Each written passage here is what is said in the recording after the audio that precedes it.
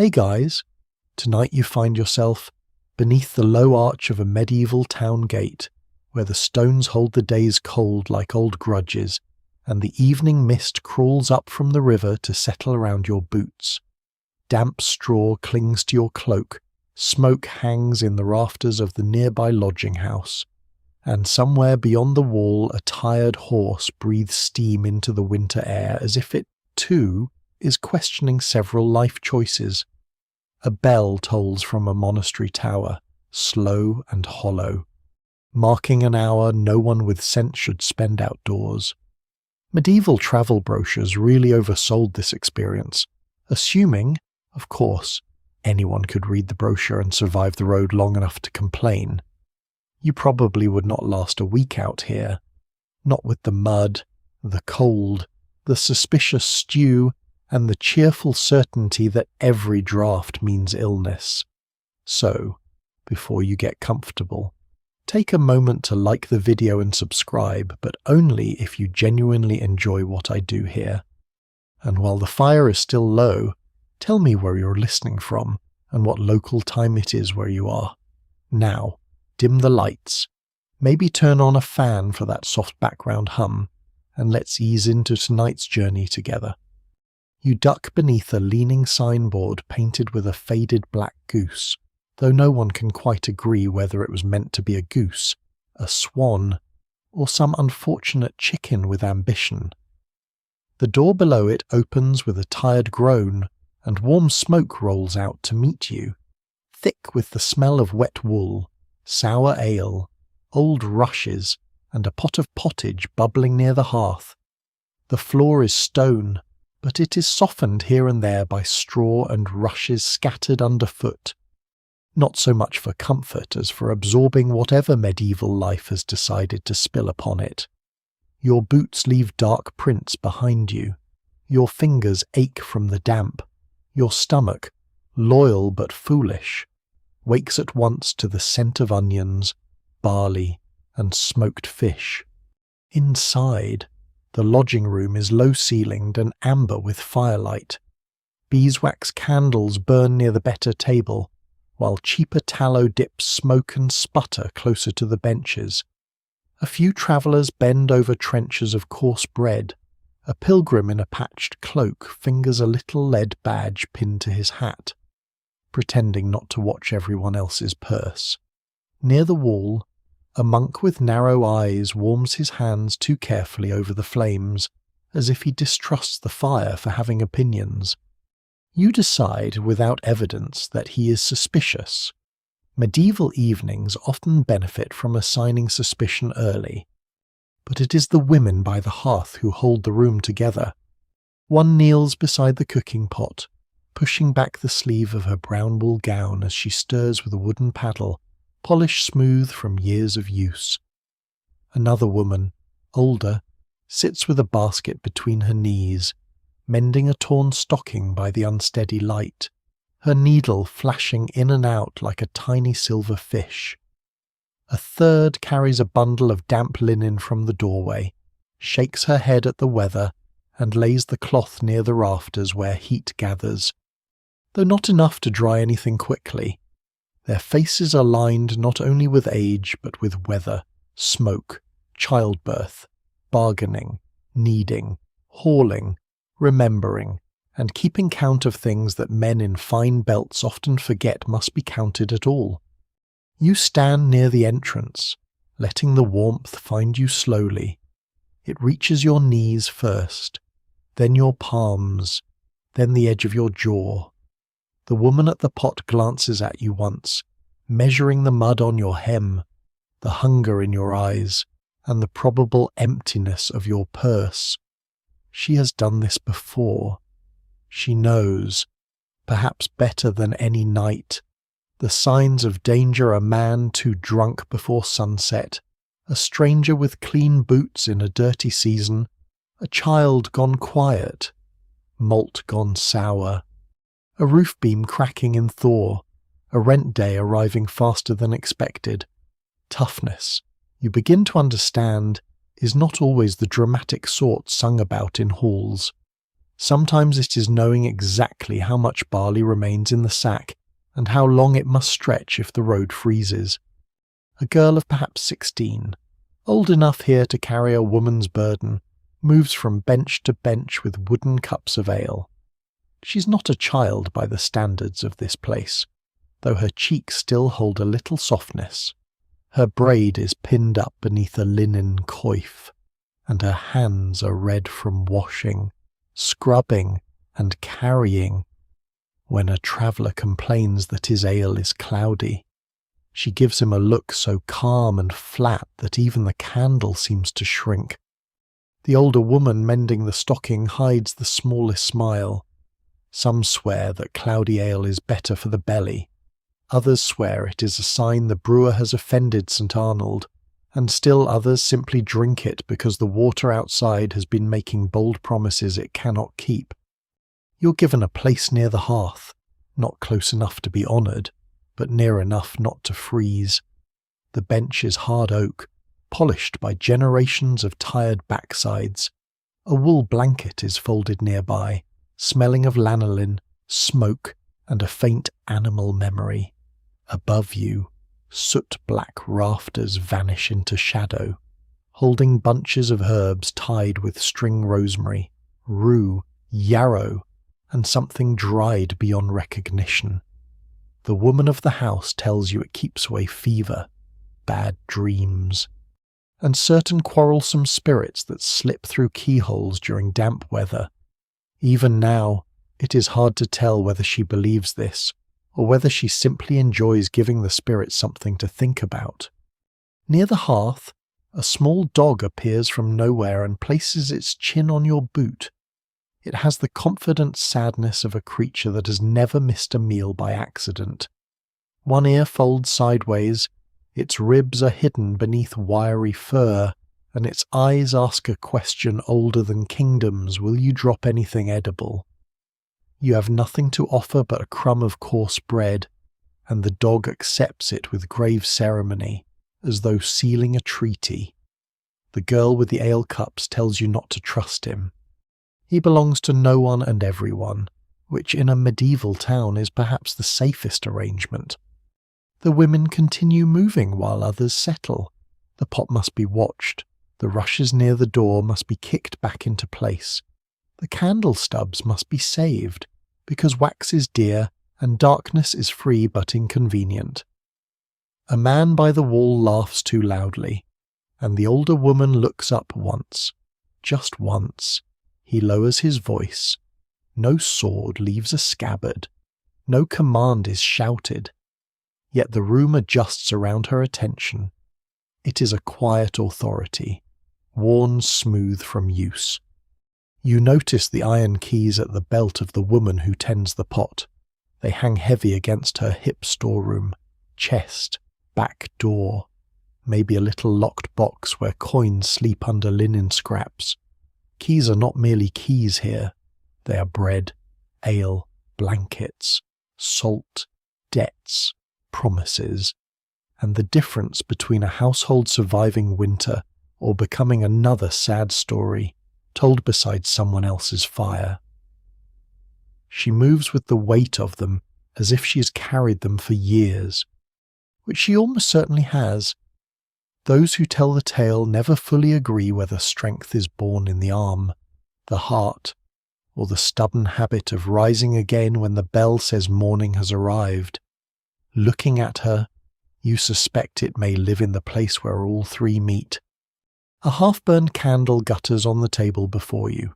Its flame leans each time the door opens, then straightens itself, small but persistent. Outside, cartwheels grind through mud. Someone curses a broken axle. Rain ticks against the shutters, light as fingernails. The suspicious monk watches the dog watches the stew, and you watch the women who make this smoky room possible. For now, you do not move on. You sit, warming your cold hands around a wooden cup, while the fire sighs and the evening folds itself over the town. The first lesson of the road is not written in a book, nor carved above a gate. It is here in the glow, among rushes and damp straw, in the steady hands that stir, mend, pour, count, lift, soothe, and endure, before any march begins, before any castle rises in the dark, before dawn asks for more than seems fair. You learn that medieval women are not tougher than you think because life makes a grand announcement of it. They are tougher because the night is cold, the pot is nearly empty, the keys are heavy, and still, somehow, the household must wake again. The half-burned candle has nearly drowned itself in its own little pool of wax when the first bell moves through the dark. It does not ring loudly, not at first. It comes as a deep shiver from somewhere beyond the rooftops. From the monastery tower where a brother with cold fingers pulls the rope because heaven, unlike everyone else, keeps strict hours. The sound reaches the lodging house through shutter cracks and smoke-stained beams, touching the sleeping benches, the bundled cloaks, the curled dog at your feet, and your own reluctant bones. You open your eyes to darkness thick enough to be folded and stored for winter. For one gentle moment, you imagine no one else is awake. Then you hear the women moving. Not rushing, not stumbling, moving with that steady, practiced quiet of people who've already lost the argument with morning many years ago. The woman of the house steps over a sleeping traveller, nudges aside the dog with her ankle, and crouches beside the hearth. The ashes still hold a secret red heart beneath their grey skin. She leans close, her coif shadowing her face, and breathes into the embers as softly as if waking a child. A twist of straw catches, then a splinter, then a curl of smoke. Soon the fire opens one orange eye, and the room slowly remembers that it is a room, and not a cave full of wet wool. You sit up beneath the scratchy blanket, stiff from the bench, and immediately understand that medieval beds have a generous sense of humour. Your shoulder complains, your hip has formed a personal grudge. The dog stretches, yawns, and looks better rested than you, which feels unfair, though he has probably been training for this life since birth. Near the hearth, the girl with the ale cups hauls a blackened pot into place. Her hands are already red in the firelight. The older woman gathers yesterday's rushes into a heap near the door, picking out bits of bone, thread, and mud before scattering cleaner stems across the stone. Fresh rushes, she tells you, sweeten a room. No one can quite agree whether they sweeten it enough, but hope is cheaper than new flooring. A second bell sounds, then a third. The day is not yet bright, but the work has begun as if the sun has signed a contract and must appear eventually. You follow the girl outside when she lifts 2 wooden buckets and jerks her chin toward the yard. The cold takes you by the face at once. River mist lies low between the buildings. Frost silvering the dung heap glimmers in the dimness, which is perhaps the most medieval kind of beauty, honest, unpleasant, and hard to ignore. Your boots find yesterday's mud. Now half frozen at the edges, soft beneath the middle, treacherous as a courtier. Somewhere a cock crows with the confidence of a creature that does not have to carry water. The well stands in the yard under a little roof of mossy boards. Its rope is stiff with cold, and the bucket knocks against the stone throat as it drops. The girl braces her feet and hauls, hand over hand, her breath white in the air. You try to help with the second bucket and discover that water is much heavier before dawn than it has any right to be. The girl says nothing, but her glance suggests she has revised her opinion of your usefulness downward. Fairly. Women come and go in the grey light. One from the next house carries 2 pails from a rain barrel, a baby tied against her hip beneath a woolen shawl. Another leads a sleepy goat by a cord and scolds it with the weary tenderness reserved for animals. Children, and husbands who stand in doorways asking where things are. A widow in a fur-lined cloak, patched at the cuffs, sprinkles a pinch of salt near her threshold before stepping out. Some swear this keeps ill luck from following a person into the day. Others say it is only done when a black cat crosses the yard. Still others do it because their mothers did. And in this world that is often reason enough. Back inside, the lodging house has shifted from sleep to labour. The fire snaps higher.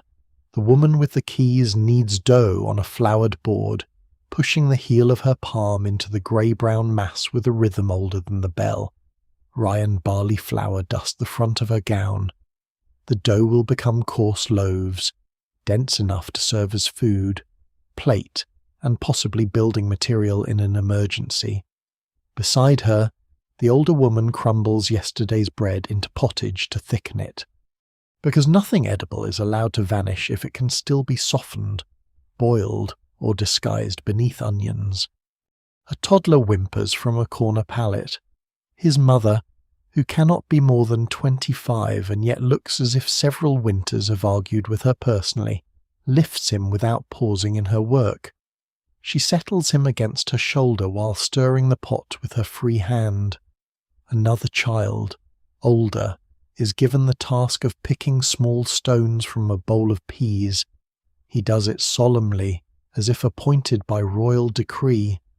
A baby's linen clout hangs near the rafters to dry, and the smoke gives it the same scent as everything else in the room, which is to say hearth, sheep, and endurance. The monastery bell sounds again, marking the hour for prayers, though for the women here prayer slips between tusks rather than replacing them. One murmurs a line to St. Bridget while scraping the pot, another touches the little charm sewn inside her sleeve. A twist of blue thread and a crumb said to have been blessed at a shrine 3 villages away. Even now, it is hard to tell whether such charms are faith, habit, comfort, or a practical way to feel less alone when the world is cold and the flour bin is low. Perhaps they are all of these at once. Medieval life rarely bothers to separate things neatly. You notice how the men wake differently. Some rise for field work, yes, and their labour will be hard enough when the plough meets stubborn earth. But many spend these first minutes blinking at the smoke, reaching for cups, asking after boots, belts, knives, and breakfast as though these items might assemble themselves out of Christian charity. The women answer while doing 3 other things. The girl sets ale near the hearth to warm slightly for those who cannot face cold drink at dawn. The older woman wraps a heel of bread in cloth for a traveller. The woman with the keys counts eggs in a basket, frowns at one, holds it to the light, and decides its fate with the seriousness of a judge at manor court. Outside, hooves stamp in the yard. A servant woman, sleeves rolled despite the cold, carries a bundle of hay to the stable. You follow long enough to see her break ice from a trough with a wooden mallet, then rub down a mare whose breath clouds the air. The mare leans into her touch. Above the stall hangs a strip of rowan wood tied with red thread. Some swear rowan turns away witchcraft from animals, especially on nights when the moon sits strangely behind cloud. No one can quite agree whether the charm works, but the mare seems content, and contentment is persuasive evidence before breakfast. When you return to the main room, the dough has been shaped and set near the oven mouth. The pottage thickens. The rushes smell faintly green beneath the smoke. Dawn begins, slowly and reluctantly, as a pale seam behind the shutters. The suspicious monk appears at the table, looking as if he has slept sitting upright and judging everyone. He receives a cup of ale from the girl, nods once, and says the road east is flooded. No one is surprised. Roads are always flooded, frozen, haunted, taxed, or otherwise personally offended by travellers. The dog follows you back to the hearth and sits on your boot again, renewing last night's treaty. Around you, the women continue without ceremony. They tend fire, water, beasts, bread, children, cloth, and hunger. They keep the household from sliding back into darkness. Their toughness does not glitter. It does not raise banners. It smells of smoke and yeast, wet wool and goat's milk, ash and cold iron. It lives in the red hands that lift the bucket, in the back bent over dough before sunrise, in the mother stirring pottage while a child sleeps against her neck. By the time the bell rings once more, the day feels already half spent, though the sun has barely touched the roofs. You warm your hands around a wooden cup and listen to the room breathe awake. Somewhere beyond the gate, muddy fields wait. But here, in the dim glow before morning, you understand a little more. The world does not ask whether these women are tired. It simply tolls the bell, opens the cold door, and expects them to begin. And they do. The road east does not so much begin as ooze out from beneath the town gate. You pass under the arch while dawn is still pale, with the woman's coarse bread wrapped in a cloth beneath your arm, warm ale on your tongue, and the dog trotting after you. Behind you, the lodging house exhales smoke through its roof hole, and the last sound from within is the scrape of a pot being cleaned before the first meal has fully settled in anyone's belly.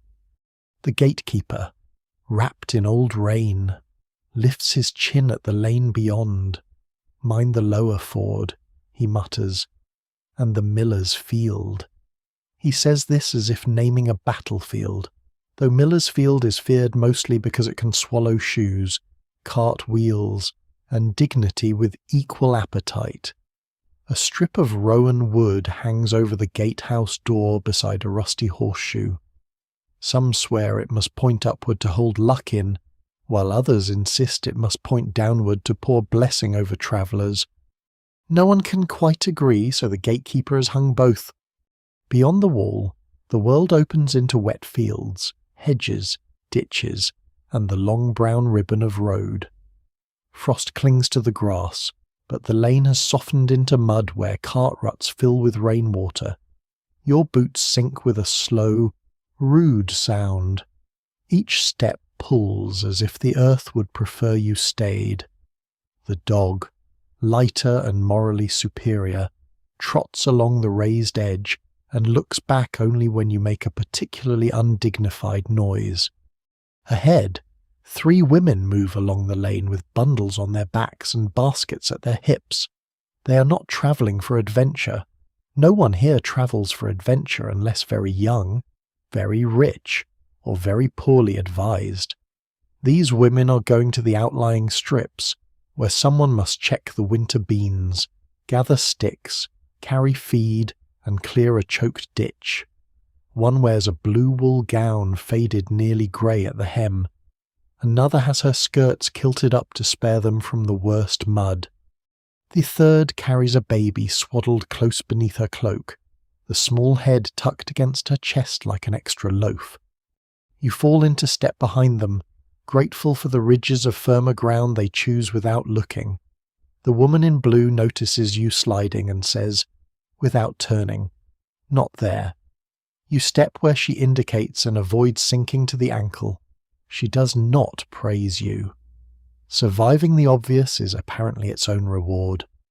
The fields spread in narrow strips, each belonging to different households by custom, memory, argument, and the manners records, though not always in that order.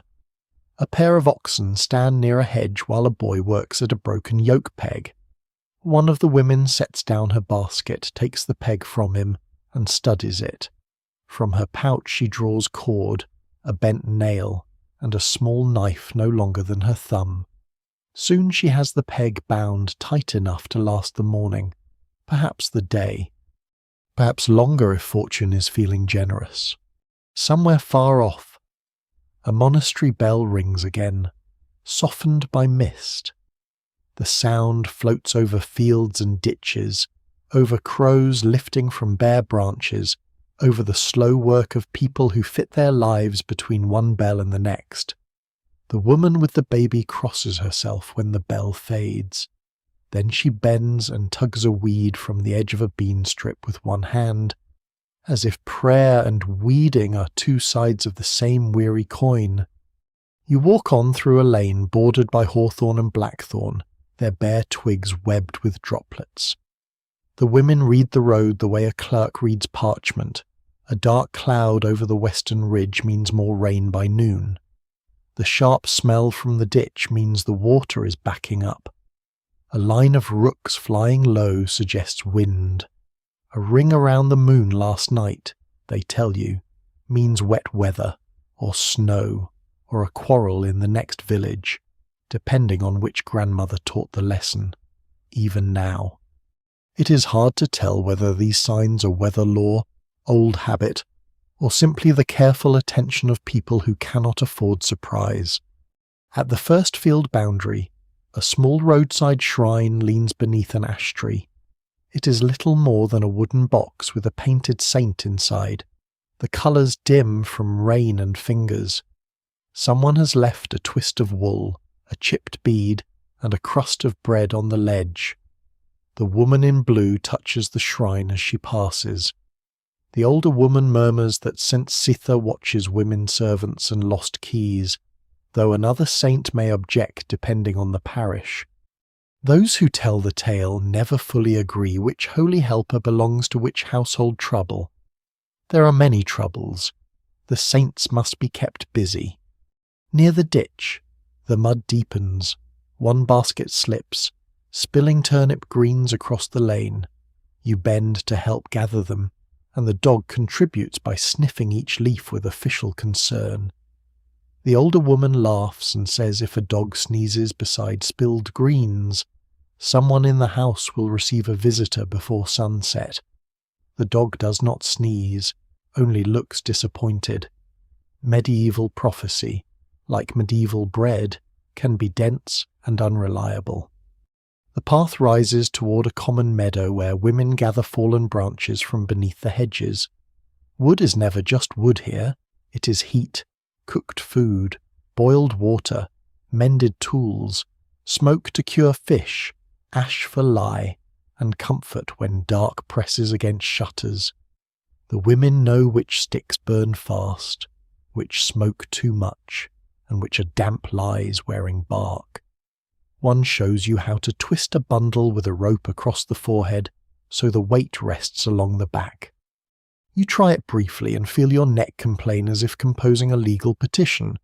She carries twice as much and hums. You rest by a low stone wall, sharing the bread from the lodging house. It is hard, sour, and honest. The women eat without fuss, dipping pieces into soft cheese wrapped in linen. One has brought an onion, another carries a strip of smoked fish, so salty it makes your mouth wake like a startled monk. The baby under the cloak sleeps through the meal while the wind moves over the fields. From where you sit, the town wall is already dim behind mist. Ahead, the road continues between hedges toward darker woodland and low hills. Your boots are wet, your cloak smells of smoke, and mud has climbed higher up your legs than seems polite. Yet the women rise again before you're ready, lifting baskets, bundles, tools, and children with the same quiet certainty as at the hearth. Their strength is not separate from the road. It is shaped by it, step by step, rut by rut, bell by bell. You stand and follow, because the day is still young, the fields are still wet, and the road has not finished teaching you what toughness looks like when no one is singing about it. By the time the road rises from the wet fields, the market town is already making noise ahead of you. It begins as a murmur behind the hedge, then becomes the creak of cartwheels, the bleat of penned sheep, the slap of boots through mud, and the sharp calling of people who have decided the morning belongs to them and anyone slower must simply suffer. You pass beneath a smaller gate than the one you left before dawn, with your cloak damp at the hem, your shoulders remembering the weight of gathered wood, and the dog still following as if appointed by some minor, hungry saint. The market square lies inside a ring of timber houses leaning over the street as though eavesdropping. Smoke curls from roof holes. Shutters are flung open. Stalls stand beneath patched awnings of canvas and old sailcloth, dripping rainwater onto baskets of onions, turnips, dried apples, goose eggs, salted eels, and small hard cheeses wrapped in rush. A bell hangs from the toll booth beside the square, and every so often it is struck to mark a fee paid, a dispute settled, or a clerk reminding everyone that even mud may be taxed if the Lord Steward is feeling imaginative. Women fill the place with movement. They do not merely shop, as someone foolish from a softer age might imagine. They sell, weigh, count, judge, argue, remember, and survive. A baker's wife stands behind rows of coarse loaves set on boards, her arms folded beneath sleeves dusted pale with flour. A widow in a dark cloak sells eggs from a basket lined with straw, tapping each shell with one blunt fingernail as if listening for a confession. Two sisters measure lengths of undyed cloth with a cord knotted at the proper marks, their eyes fixed on a merchant who keeps trying to make his thumb part of the measurement. Medieval commerce, you begin to see, is partly trade and partly theatre, with everyone pretending not to notice the tricks they very much notice. Near the toll booth, a woman with a red scarf argues over the price of smoked fish. Her voice is low, calm, and terrible. The fishmonger, a broad man with hands like oars, insists the river has been poor, the weather cruel, the salt dear, and his own children tragically hungry. She listens with the grave patience of a priest hearing a familiar sin. Then she points out that his wife sold the same fish cheaper yesterday, and that his youngest child was seen eating honey cake near the churchyard. Those nearby pretend not to listen, which means they listen closely. The fishmonger lowers the price. The dog looks impressed. So are you. No one can quite agree whether the market cross in the centre of the square protects honest trade or merely gives dishonest traders something holy to stand near while lying. It rises from a worn stone base, its carving softened by rain and hands. At its foot, women set down baskets while they bargain. One touches the stone before opening her purse, murmuring that St. Michael weighs all souls, and perhaps also bad cheese. Another spits lightly over her left shoulder after receiving a coin with a dark stain on it. Some swear such coins carry quarrels from the last hand that held them. Others say a coin is a coin, and if it buys salt, let it bring whatever mood it likes.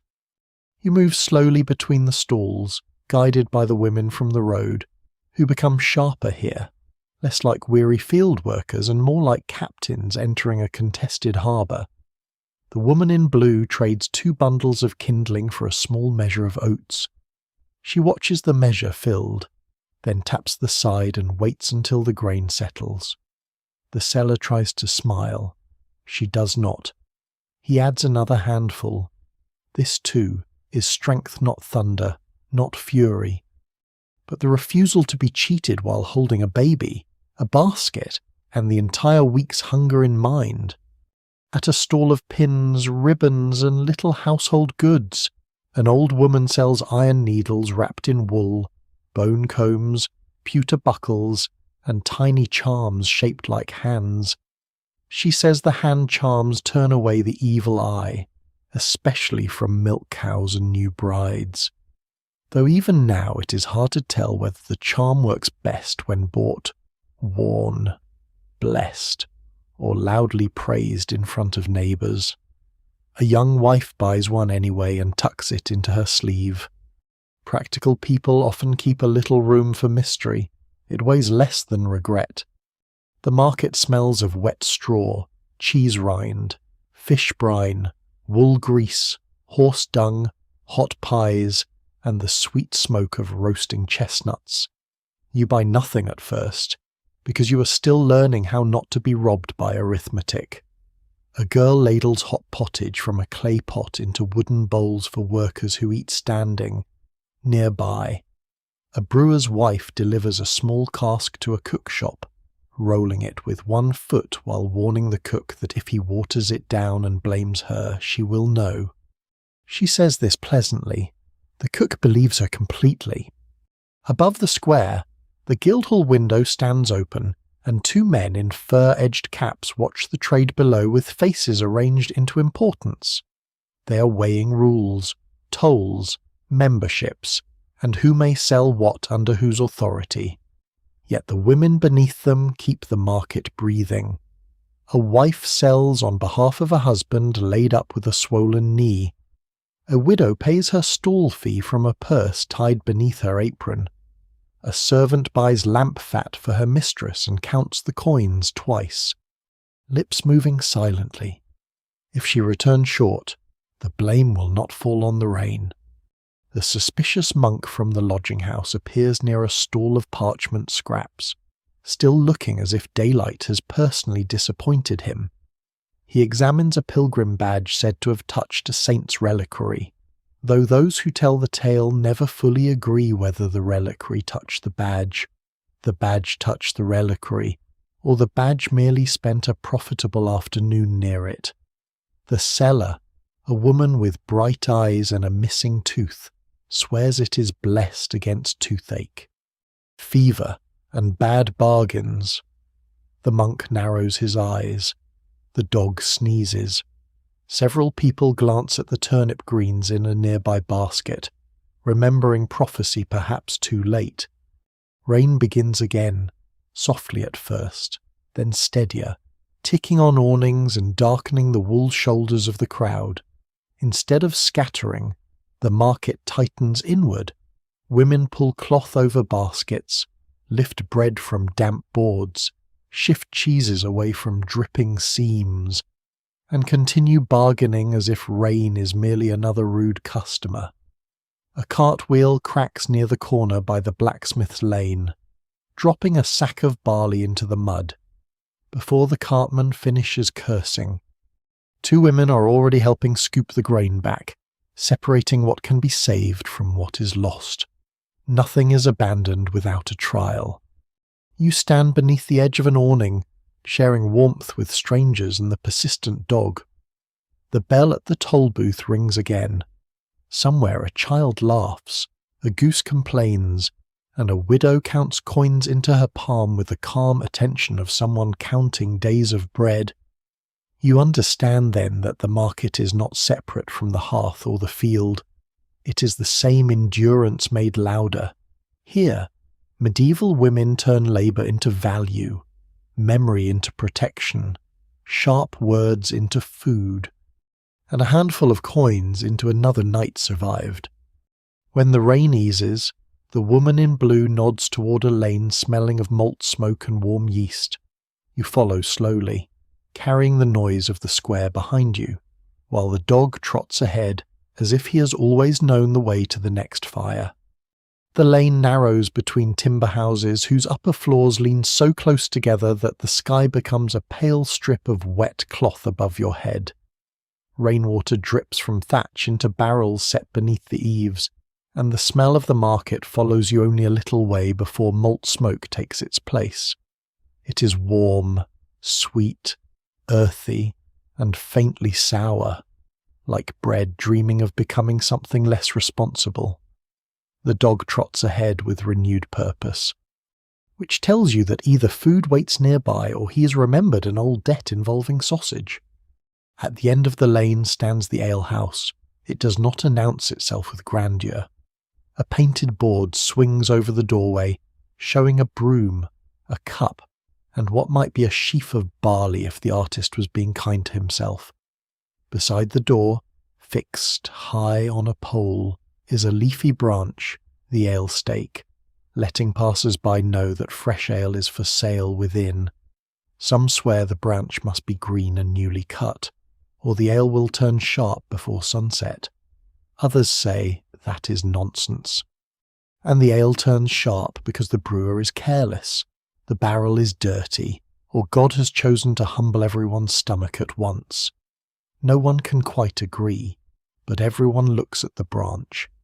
Inside, the room is lower and smokier than the lodging house, though somehow livelier, as if the walls have heard too many secrets to stand straight.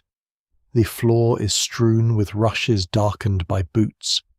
A long table sits near the hearth, its surface scarred by knives, cups, elbows, and generations of arguments that did not improve with repetition. Barrels line the back wall, each marked with chalk.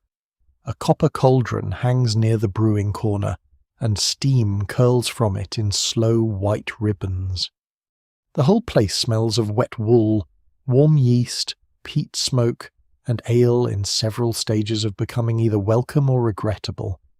The woman who runs it stands with one hand on a barrel hoop and the other on her hip, watching three men attempt to explain why they should be trusted with credit. She is broad-shouldered, grey-eyed, and wrapped in a dark wool gown with sleeves pinned up for work. Her linen coif sits firmly beneath a strip of faded blue cloth, and iron keys hang from her belt beside a small knife, a tasting cup, and a wooden tally stick notched along one edge. You've seen keys already, but hers seem to possess a special authority. They do not simply open doors, they open thirst. She listens to the men for a while. One says the miller will pay him tomorrow. Another says his brother has coin coming after Candlemas. The third says nothing useful at all, but does it at length. The alewife, because that is what everyone calls her, taps the tally stick against the barrel. Your brother's coin has been coming since Lammas, she says. It travels slower than a bishop with sore feet. The room laughs softly. The men produce 2 coins, 1 button, and a promise reduced by half. She accepts the coins, rejects the button, and marks the tally with the calm of a royal clerk. You're given a wooden cup and a place by the wall, near enough to the hearth to feel blessed and far enough from the barrels to avoid looking presumptuous. The ale is cloudy, brown gold, and alive with a faint tang.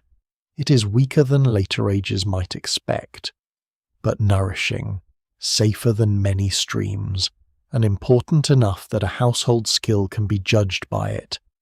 A woman's brewing is not some charming little hobby here. It is labour, science, risk, and reputation. Though no one in the room would use such polished words. Malt must be steeped and dried, grain must be crushed, water heated, herbs or groot measured, yeast coaxed like a temperamental noble, vessels scrubbed until arms ache, and every batch watched against souring. The alewife lifts a lid from a tub and lets you smell the mash. Warm grain rises up, thick and comforting, she tells the girl from the lodging house, who has followed with a basket of cups, to mind the foam. Too much foam at the wrong hour, she says, can mean wild yeast has crept in or the tub has not been scalded properly. Some swear that if a cat crosses the brewing room before the first stirring, the ale will spoil unless you stir 3 times sunwise and once back again, even now. It is hard to tell whether the alewife believes this or merely appreciates having one more reason to remove cats from her workplace. A group of cloth sellers enters, shaking rain from their cloaks. Behind them comes the suspicious monk, still examining his dubious pilgrim badge. He orders a cup and asks whether the ale is fresh. The alewife looks at him as if he has asked whether rain is damp. Fresher than your questions, she says, and pours. The monk accepts this as perhaps the correct answer. You sit and watch her kingdom move. She sends one boy to fetch water, another to scrape the spilled mash from a board before it dries like stone. She tells a servant woman from the keep that the lady's small cask will be ready after noon, not before, no matter how fine the lady's cloak may be. She sniffs one barrel, frowns, and has it rolled aside, muttering that sour ale is gossip with a smell. Reputation in this lane can sour almost as quickly, if the batch fails. People may say she cut the malt, watered the brew, angered a saint, kept a dirty tub, or let her glance fall too long on someone else's husband. Medieval gossip has the energy of a rat in a grain bin. Yet she endures it because the alehouse is more than drink. It is news, shelter, trade, warmth, bargaining, and sometimes justice served in a wooden cup. Women come here to buy for households, to carry small jugs home beneath cloaks, to hear who is ill, who is widowed, who needs linen, whose cow has gone dry, and which road is washed out beyond the ford. Men may fill the benches, but the alewife holds the room's pulse. She knows who pays, who lies, who weeps after 2 cups, and who should be sent home before his boots forget him. Near the hearth, she gives you a heel of bread spread with soft cheese and a sliver of onion. The dog receives nothing, then somehow receives something from under the table. Outside, the rain taps gently against the shutters. The market bell sounds far behind you, dull through the wet air. The half-burned candle from last night lives again in memory as you watch fresh flames lick beneath the brewing pot. The alewife lifts her cup at last, not in celebration, but to test the batch. She drinks, waits, and nods. Once. Around her, the room relaxes by the width of a breath. Another small danger has passed. Another day's thirst has been met. You understand, sitting in the smoky warmth, that her toughness is not only in the lifting, boiling, scolding, counting, and brewing. It is in keeping a household business alive while every tongue in town tastes her work and judges her name. When she turns back to the barrel, the keys at her belt knock softly together, and the sound is almost like a little bell. The little bell sound of the alewife's keys follows you even after you leave her smoky kingdom, as if the whole lane has learned to ring softly with women's work. Rain has thinned to mist, and the market noise behind you has settled into a damp afternoon murmur. You step from the alehouse with warm ale in your belly, onion on your breath, and the dog once again at your heel, looking deeply satisfied with whatever crime he has committed beneath the table. The girl from the lodging-house hurries beside you now, carrying a folded stack of linen under her cloak. The cloth is not fine, but it is clean, boiled earlier in a blackened pot with lye and rinsed until her wrists ached. Clean linen is precious in a place where mud knows every doorway by name. She keeps it tucked high against her chest, away from the dripping eaves, as carefully as if she carries a saint's relic. Perhaps, for the woman waiting ahead, it matters nearly as much. You turn into a narrower street, where the houses stand close and the smell changes from malt and smoke to damp timber, cabbage water, and hearth ash. A woman at a doorway throws old rushes into the gutter and scatters fresh ones inside. Another shakes a wool blanket over the threshold, muttering that bad dreams cling to bedding after rain. Some swear dreams can be beaten from cloth before sunset. Others say only rosemary smoke will do. No one can quite agree whether dreams obey household rules, but everyone agrees that a damp blanket is an enemy. The house you enter is small, low, and warm enough to fog the shutters. Inside, the light is dim. A beeswax candle burns near the wall, save for this moment because beeswax smells sweeter than tallow and gives less smoke, and because certain hours deserve the best flame a poor household can spare. Near the hearth, a pot of water steams. Bundles of dried herbs hang from a beam mugwort. Sage, lady's mantle, Bethany and Yarrow, their shadows trembling on the plaster, a wooden bowl, a knife, a strip of red thread, and a small painted image of St. Margaret rest on a stool. The room is crowded without being loud. The mother lies on a pallet filled with straw, propped with folded blankets. Her face is pale with effort, her hair damp at her temples, but her eyes are open and steady. Beside her sits a midwife with sleeves rolled, hands scrubbed red, and a calmness so firm it seems built from oak. Two older women move around the room, heating cloths, whispering prayers, and keeping everyone else from becoming useless. The husband is outside, where someone has wisely placed him near the woodpile, with instructions to split kindling until needed, or until history ends, whichever comes first. You pause by the door, suddenly aware of your boots, your breath, your awkward hands. The midwife looks up once and decides you may stand near the wall if you can manage not to be in the way. This is more trust than you deserve.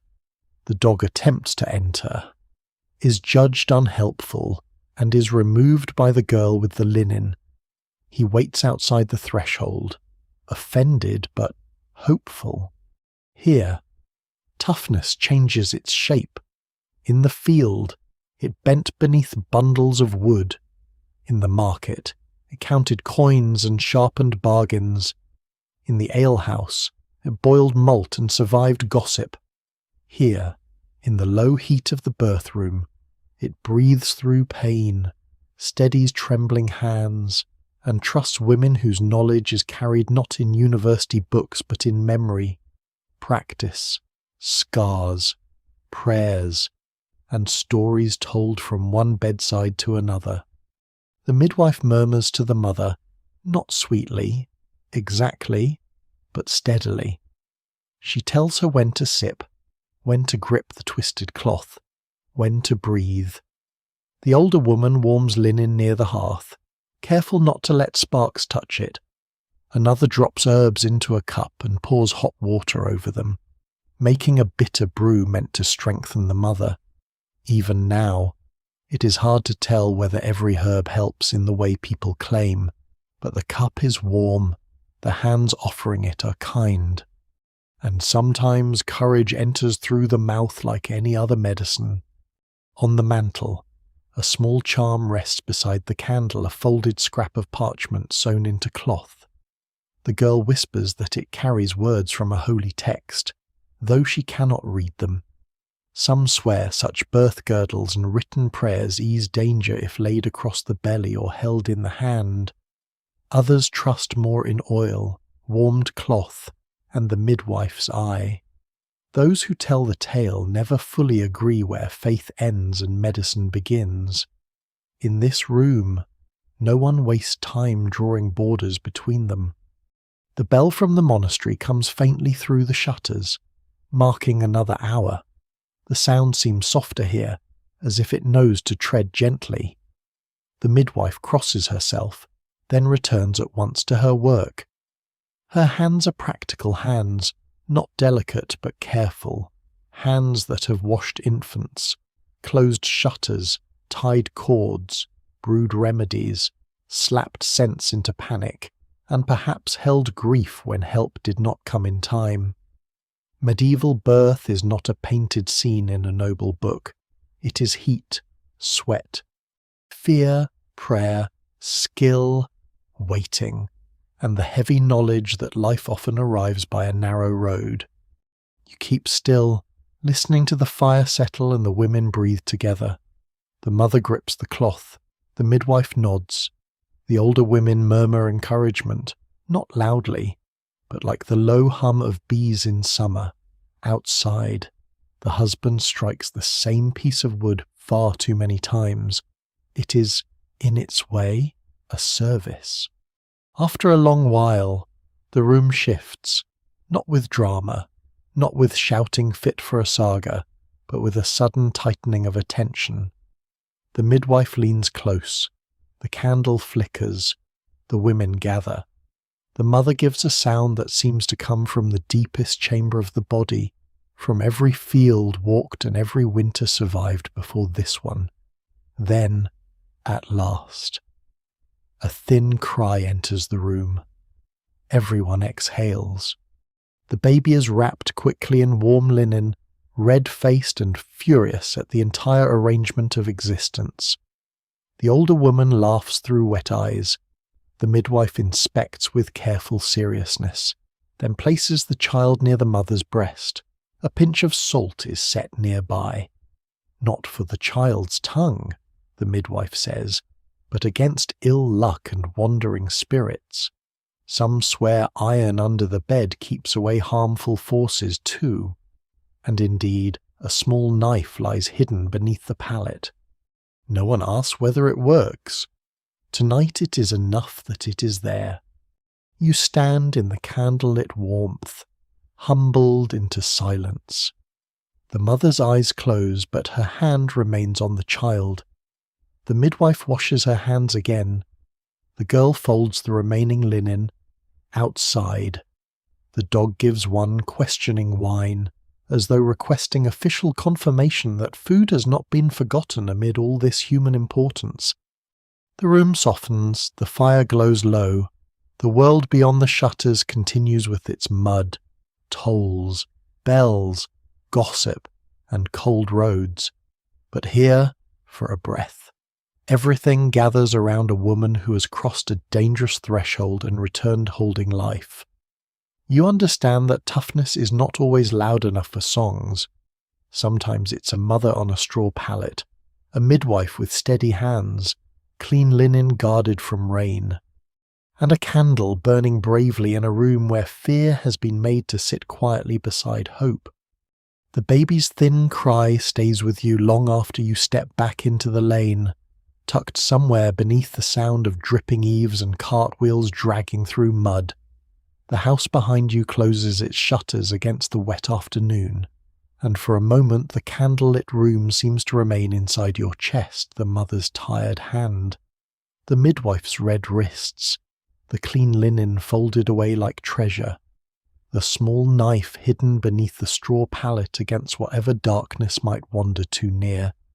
Outside, the dog receives you as if you've been absent for several years and have returned from a holy war entirely for his benefit. He sniffs your boots, finds no food, forgives you as difficulty, and falls into step. The girl from the lodging house turns back toward the market with her empty basket, while you follow the older woman who helped in the birth room. She has business at the manor court, she says, and not the sort that can be trusted to careless ears. Her cloak is patched at the shoulder, but beneath it hangs a ring of iron keys, dark and heavy, striking softly against her hip with each step. The manor hall stands beyond the square, past the blacksmith's lane where the cracked cartwheel from earlier now lies propped against a wall like a defeated moon. A boy scrapes mud from the spokes with a stick.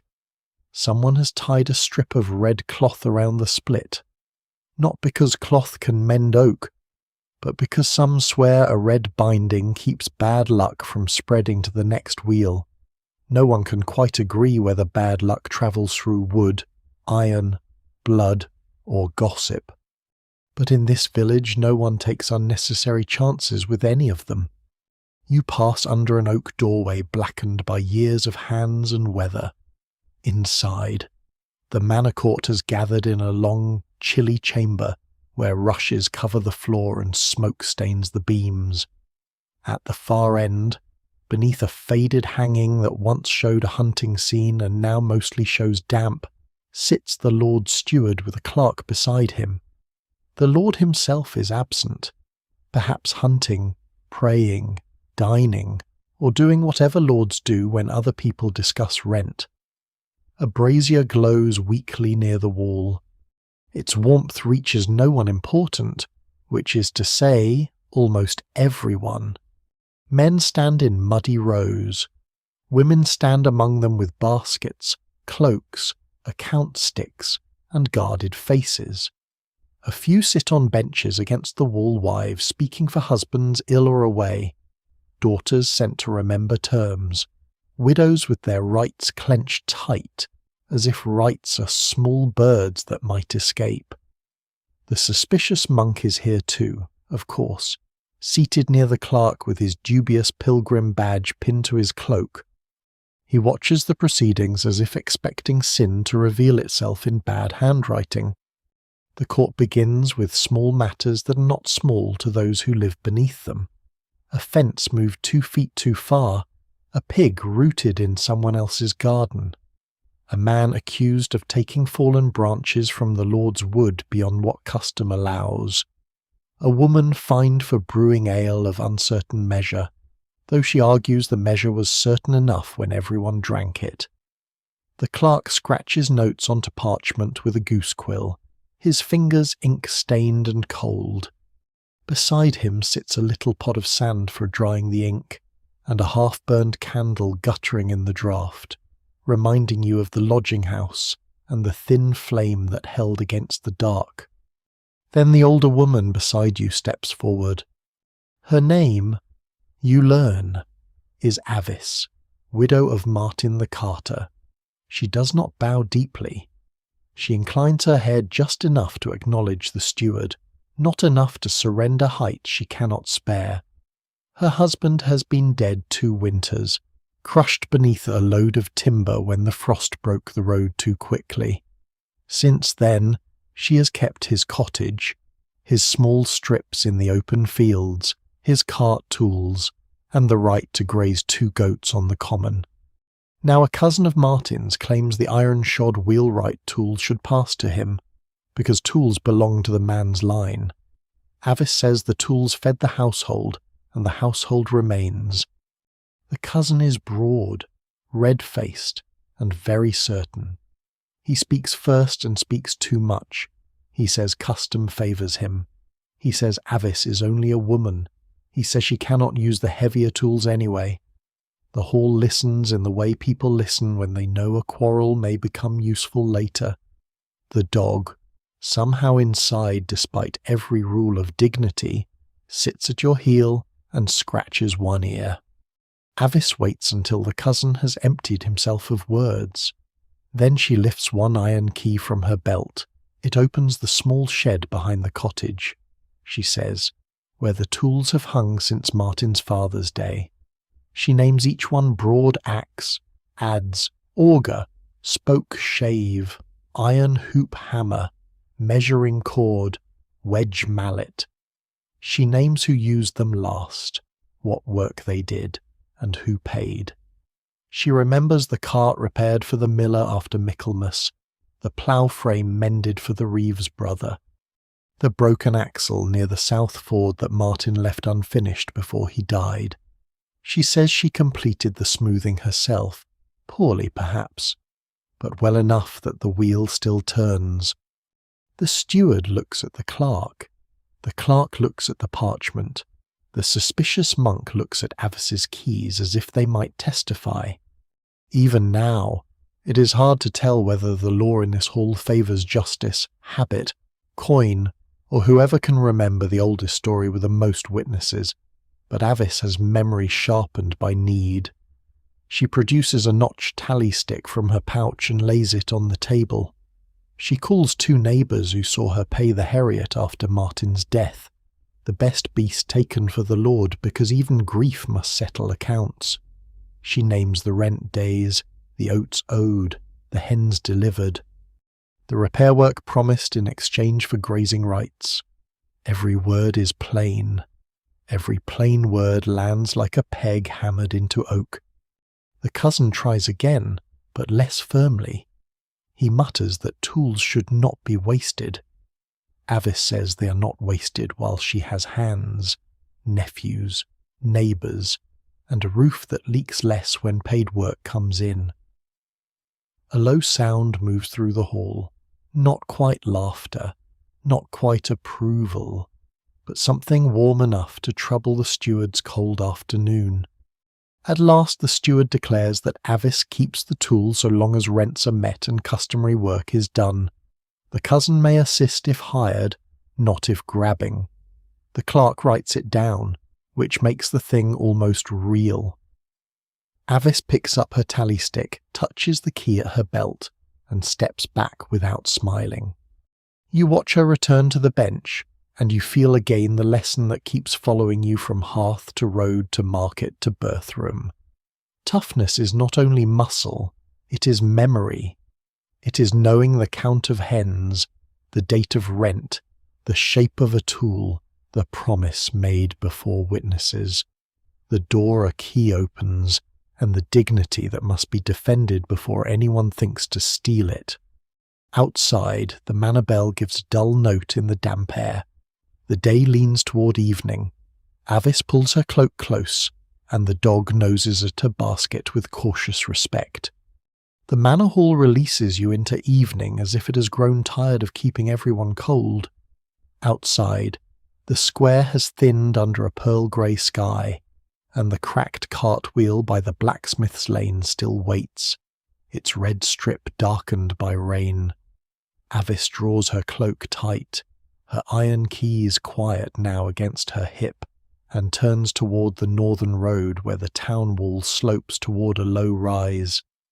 You follow because the day has already carried you through hearth smoke, market cries, birthroom heat, and courtly damp, and it seems only fair that it should now carry you somewhere with a roof, a bell, and perhaps a little less mud. The dog follows because he has made no formal distinction between legal business and supper. Beyond the last houses, a stone wall appears through the mist. It is not a castle wall, not built for arrows or banners, but for separation, silence, and the slow discipline of days. A wooden gate stands beneath a weather-softened carving of the Virgin. A bell rings from within, clearer than the market bell, gentler than the manor bell, and the sound passes over the wet road like a hand smoothing wool. Avis knocks with the iron ring. For a while, nothing moves. Then a small shutter opens. One eye studies you, the dog, Avis, and the state of your boots, and the gate creaks inward. You enter the convent yard. The air changes at once. It is still cold, because holiness has not yet solved weather, but the yard holds a different quiet. Gravel paths cross between herb beds, a well, a bakehouse, a low guest house, and the church whose windows glow with candlelight. Smoke rises from a kitchen chimney in a straight blue thread. Near the wall, hives stand under little straw caps. A sister in a dark wool habit carries kindling toward the kitchen. Another lifts linen from a line before the mist can undo it. Even here, behind stone, the work does not vanish. It merely learns to walk softly.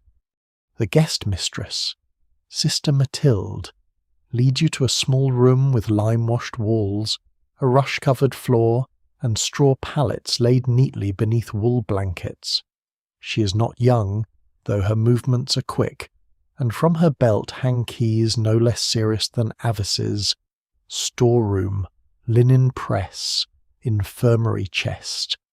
Perhaps the cupboard where honey is kept for medicines and for sisters who claim their cough is worse than it sounds. No one can quite agree whether convent honey cures more throats or more bad moods, but it is treated with respect.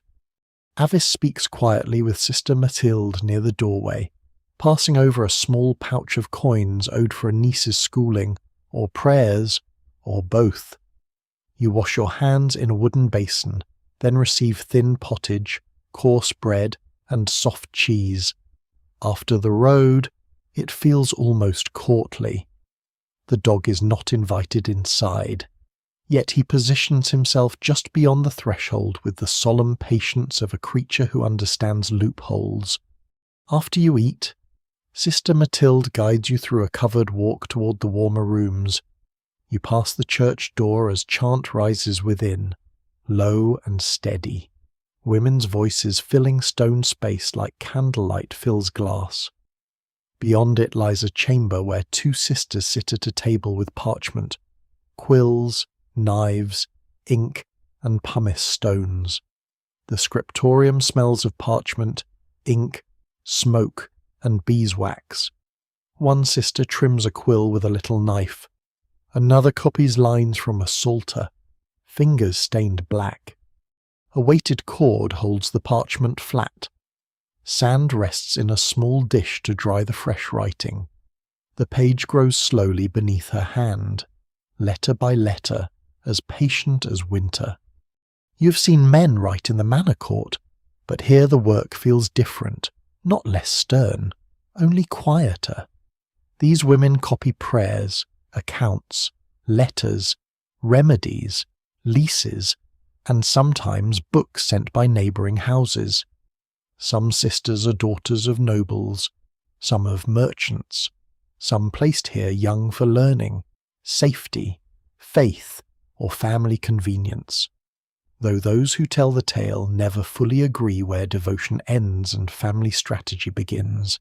Still, inside these walls, a woman may read Latin, keep accounts, direct servants, manage fields, sell wool, and correct a priest's grammar so gently that he realizes only later he has been wounded. Sister Mathilde shows you a wax tablet marked with tallies from the convent's tenants, hens at Martinmas, oats from the far strips, candles owed by a beekeeper, and a disputed measure of beans. The abbess, she says, will hear the matter after prime. Her tone makes it clear that the disputed beans should begin preparing their defence. You think of Avis in the manor hall, of keys and memory, and you see the same strength here wearing a veil. In the infirmary, the air is warmer and sharper with herbs, bundles of sage, rue, lavender, betony, and comfrey hang from beams. A shelf holds jars of honey, vinegar, goose grease, dried rose petals, and powders labelled in a small neat hand. One elderly woman from the village lies near the hearth with a wool blanket pulled to her chin, while a sister changes a poultice on her swollen wrist. Some swear betony protects against nightmares and unwelcome spirits that crouch near sick beds. Even now, it is hard to tell whether the herb, the warmth, the prayer, or the clean bandage does the greater healing. The sister uses all four, which seems wiser than arguing. On a little shelf near the infirmary door rests a reliquary no larger than your hand, shaped like a tiny silver house. Sister Mathilde says it holds a fragment of St. Agatha, or St. Margaret, or perhaps a cloth that touched one of them. No one can quite agree whether the older label was lost in a fire or eaten by mice with theological curiosity. Still, village women come to touch it before childbirth, fever, or journeys, leaving pins, beads, and scraps of ribbon. Faith travels in many containers. Night gathers softly over the convent. The bell rings again, and the sisters move toward prayer, their dark habits whispering along the passage. You return to the guest house, where the rushes smell fresh, and the wool blanket holds a little warmth. Outside the door, the dog turns twice and settles beneath the eave. Avis sits on the neighbouring pallet, her keys set beside her hand, her face calm in the dim light. From the church, the chant continues, slow enough to breathe with. You lie back and listen. Behind these walls, women are not hidden from hardship. They're organising it, recording it, healing it, feeding it, praying over it, and sometimes quietly ruling it from rooms warmed by candles and ink. Their toughness is cloistered, but not small. It moves through ledgers and herb beds, through Latin lines and locked cupboards, through bells that divide the night into prayer and labour. As sleep comes near, the last thing you hear is the convent bell fading into the damp dark, and the dog giving one tiny sigh, as if even he has accepted the rule of silence. The convent bell wakes you before the sun has fully remembered the world. It comes through the guest house wall as a soft bronze pulse, gentler than the manor bell, steadier than the market bell, and for a moment you lie still beneath the wool blanket, listening to women's voices rise and fall inside the church like breath moving through stone. Beside the neighbouring pallet, Avis is already awake, fastening her cloak, her keys back at her belt, outside, beneath the eave. The dog lifts his head with the wounded expression of someone asked to attend matins without breakfast. Mist lies over the convent yard when you step out. A sister crosses the gravel with a covered basket of yesterday's loaves for the poor at the gate.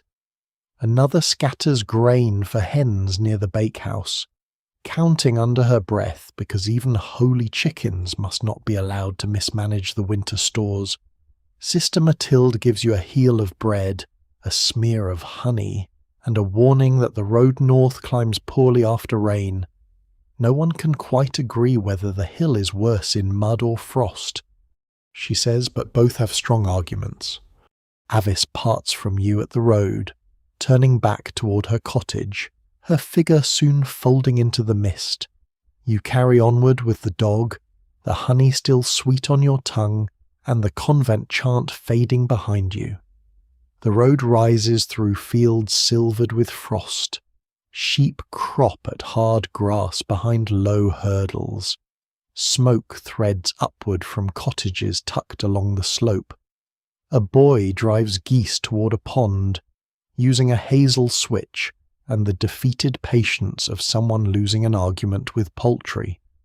By mid-morning the keep appears.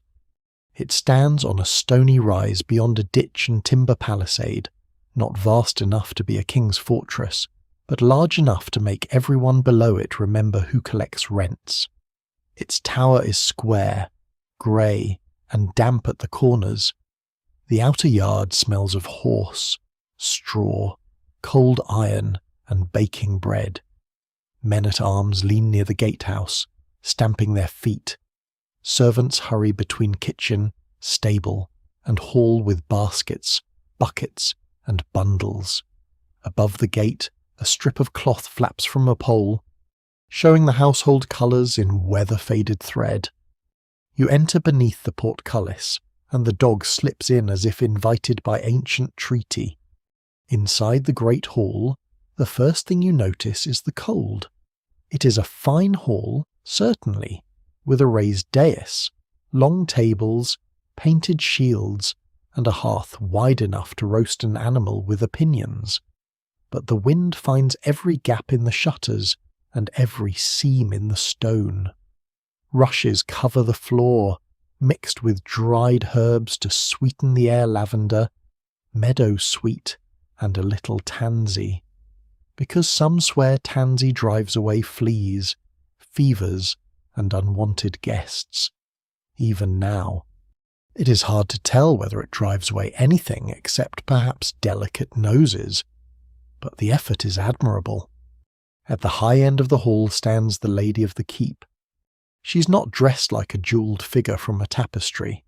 Her gown is good wool, dark green, lined at the sleeves with fur worn shiny from use.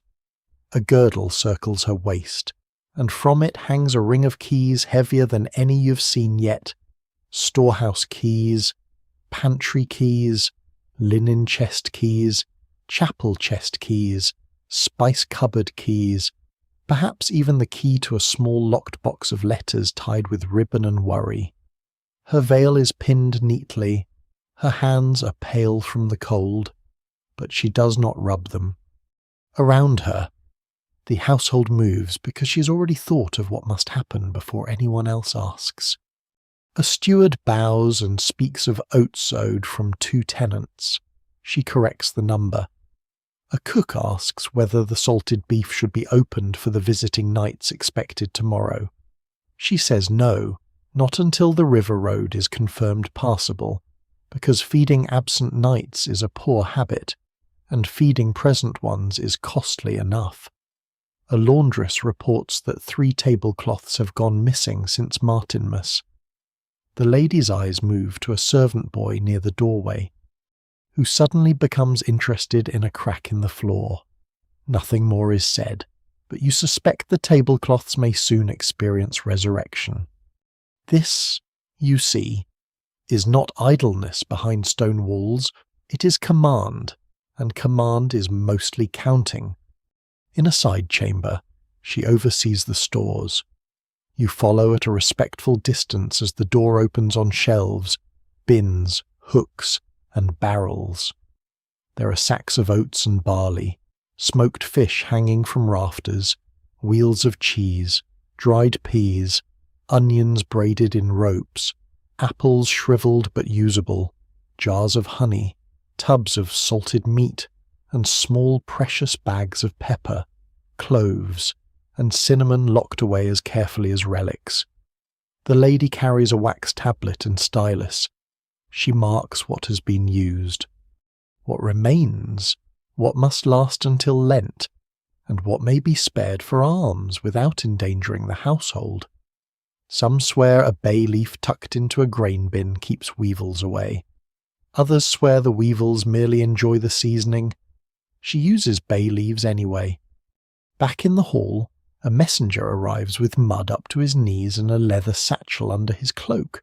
He kneels, offers a folded letter sealed with red wax, and waits while the lady warms the seal near the hearth, just enough to soften it without breaking the stamped mark. The lord of the keep is away, riding with a neighbouring baron over a boundary dispute that everyone politely pretends is about law rather than pride. So the letter comes to her. She reads it slowly, lips barely moving, then calls for the chaplain to confirm a phrase in Latin. The suspicious monk is not here, thank mercy, though you imagine he would enjoy disapproving of the handwriting. The letter concerns a marriage negotiation, a niece, a dowry, a strip of meadow, 2 silver cups, and a promise of alliance tucked beneath polite phrases. Noble women may be traded in such agreements, but they also write, bargain, advise, delay, and sometimes bend the bargain around obstacles sharper than any spear. The lady dictates a reply, her voice remains even, but each word places a stone in a wall courteous, cautious, impossible to push aside. Those who tell the tale never fully agree whether noble marriages are made in chapels, bedchambers, or storerooms where women count exactly what a promise is worth. Later, in the yard, she walks the palisade with the captain of the guard. A rumour has come of riders seen near the forest road, perhaps thieves, perhaps a lord's men, perhaps only frightened peasants turning 3 travellers into an army. The lady asks about arrows, gate hinges, water barrels, watch rotations, and the winter weakness in the north fence. The captain answers with increasing respect.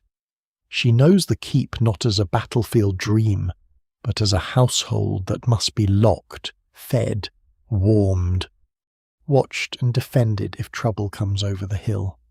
By evening, the hall fills with servants, retainers, dogs, smoke, and the smell of pottage thickened with peas. The lady sits at the dais beneath a fur-lined cloak, listening to a minstrel sing softly of heroes who apparently never worried about missing tablecloths, sour grain, or dowry clauses. A draught slips beneath the door and moves the rushes at your feet. The lady does not shiver, or if she does, she hides it beautifully. You sit lower in the hall, sharing a trencher with a stable hand, while your familiar dog receives scraps from 3 directions and pretends each is unexpected. The fire throws gold over shields and tired faces. You look toward the high table and understand that noble women's toughness wears finer cloth. But the weave is still made of labour. It is in the stores that must last, the letters that must protect, the servants who must be directed, the marriages that must be survived, and the walls that must hold through a winter night.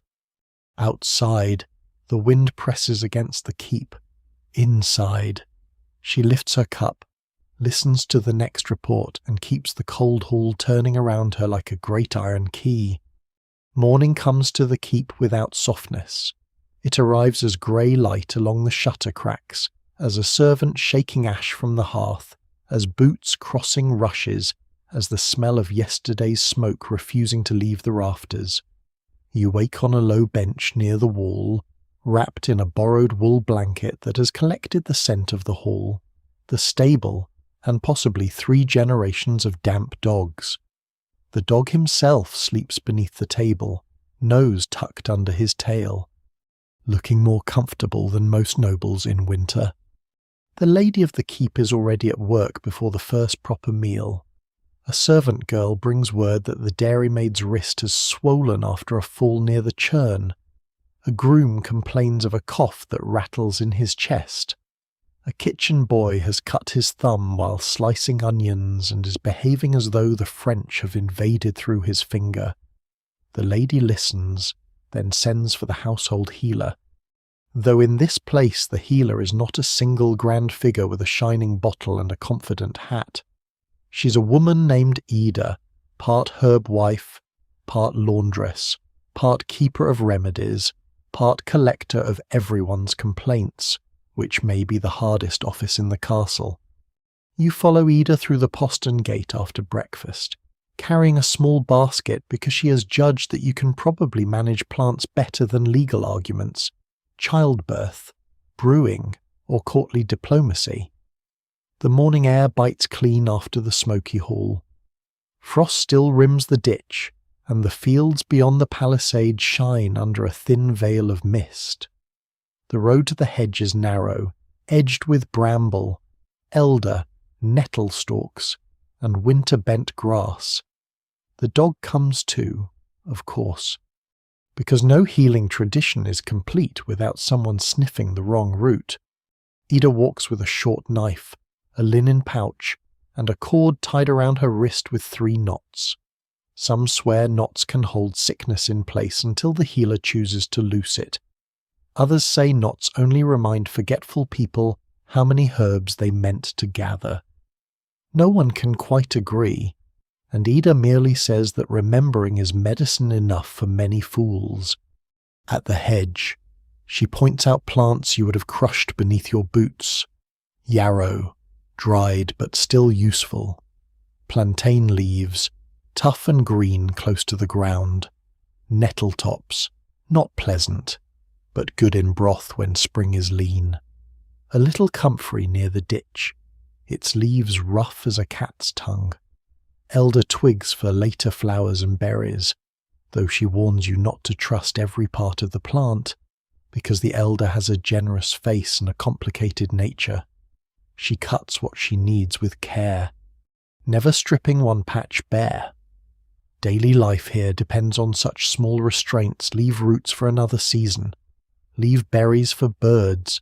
Leave enough hedge so your neighbour cannot accuse you of stealing the boundary along with the medicine. The monastery bell, far across the fields, rings the hour faintly. The sound draws your thoughts back to the convent infirmary, the clean bandage, the jars of honey, the reliquary no one could quite identify with confidence. Ida knows those sisters, and trades with them sometimes. Honey for salves, vinegar for washing, dried lavender for linen chests, written charms for those who trust words more when they come from hands stained with ink. She says the sisters keep better records than most men keep promises, which is said mildly enough to pass as wisdom rather than insult. You gather rose hips from a thorny tangle, pricking your fingers twice and gaining no sympathy. Ida shows you how to choose the wrinkled red ones that still hold sharpness. They will be steeped for a sour drink against winter weakness. She takes willow bark from a fallen branch, not from the living tree, and wraps it in cloth. She collects sage from a sheltered garden patch near the keep wall, where the lady has ordered herbs planted close to the kitchen parsley, thyme, rue, fennel, mint gone brown at the edges, and a stubborn rosemary bush wrapped in straw against frost. A servant woman scatters ash along the path to keep the mud down, and another hangs washed cloths near the bakehouse smoke, because everything in a castle must be dried, smoked, warmed, counted, or scolded into usefulness. Back inside the outer yard, Ida takes you to a little room beside the laundry, warmer than the passage and sharper with smells. Herbs hang from hooks in bundles, clay jars line a shelf, a mortar and pestle sit on the table beside strips of linen, a pot of goose grease, a small horn spoon, vinegar, salt, honey, and a lump of beeswax wrapped in cloth. A candle burns low near a wooden image of Saint Blaise, protector of throats. Though Ida says Saint Blaise receives too many coughs in winter and must be very tired by Lent. First comes the dairymaid with the swollen wrist.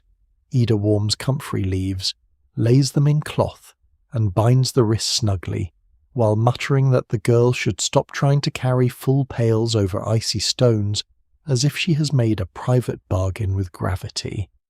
The girl says she slipped because a magpie called from the left side of the yard. Some swear that means bad luck before noon. Ida says bad luck often wears the boots of haste.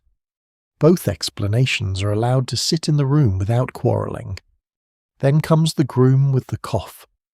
Ida mixes honey with sage and a little vinegar, making a syrup that smells fierce enough to frighten illness out of politeness. She tells him to sip, not gulp, and to keep a wool cloth over his chest when he sleeps near the stable door. He asks whether a written charm would help. Ida says it might, especially if it convinces him to stop standing in rain while talking. Even now, it is hard to tell whether the charm, the honey, the warmth, or simple obedience does the greater healing. The kitchen boy presents his wounded thumb with tragic ceremony. It is not nearly as bad as he hoped. Ida washes it with warmed water and vinegar, pats it dry, and wraps it in clean linen. He winces heroically. The dog, waiting under the table, sighs with deep professional disappointment. No one has dropped anything. Near midday, the lady of the keep enters quietly, not to command but to ask. Her own hands are reddened from cold, the knuckles cracked despite her fur-lined sleeves. Ida offers a little salve of beeswax, grease, and crushed calendula kept from summer. The lady holds out her hands without pride. For a moment, noble woman and herb wife stand close in the dim room, both marked by the same weather, both carrying households in different ways. You watch Ida work the salve gently into the cracks. There is tenderness here, but not softness in the foolish sense. Medieval healing is a practical art practiced at the edge of uncertainty. It knows herbs and prayers, warming and washing, saints and salt, bandages and luck, and it uses them all because life is too fragile to refuse any tool that might help. Those who tell the tale never fully agree which cure saved whom, which charm worked, which herb mattered most, and which recovery was simply time passing kindly for once. When the afternoon light fades, the room smells of sage, honey, vinegar, smoke, and crushed green things. Outside, the hall prepares for supper, the storehouse keys sound in the lady's wake, and the dog finally steals a scrap of bread from someone's basket with the confidence of a creature immune to shame. You sit beside the herb table and warm your hands near the candle, understanding that toughness can be bitter as willow bark, patient as drying leaves, and quiet as a woman binding pain in linen while bells move through the cold air beyond the wall. By the time you leave the little healing room, winter has pressed its pale face against every shutter of the keep. The afternoon light is thin, the kind that seems less like daylight and more like a memory of it. In the yard, servants move quickly between buildings with shoulders hunched and cloaks pulled tight. carrying wood, meal sacks, folded linen, and baskets covered against the damp. Smoke climbs from the kitchen chimney, straight at first, then torn sideways by a wind that has come down from the hills with no manners at all. The dog follows you from the laundry wall, still chewing on whatever Scrappy has stolen and pretending innocence with the skill of a courtier. Near the stable, a groom hangs a horse blanket over a rail and beats it with a stick until dust, hair, and old straw rise like a small weather system. A woman from the kitchen calls for more peat. Another carries a pot of dripping to the cool store. Everywhere, hands prepare against cold, because winter here is not a season so much as a slow siege. You go with 2 women from the keep down through the lower gate and into the frost-hard fields beyond the palisade. One is the dairymaid with the bound wrist, who's been told not to carry heavy pails and is carrying a basket instead, which seems to satisfy no one but fate. The other is Ada, the herb wife, wrapped in a brown cloak with the hood pulled low. She carries a knife, a cord, and a small sack for whatever the hedges still offer.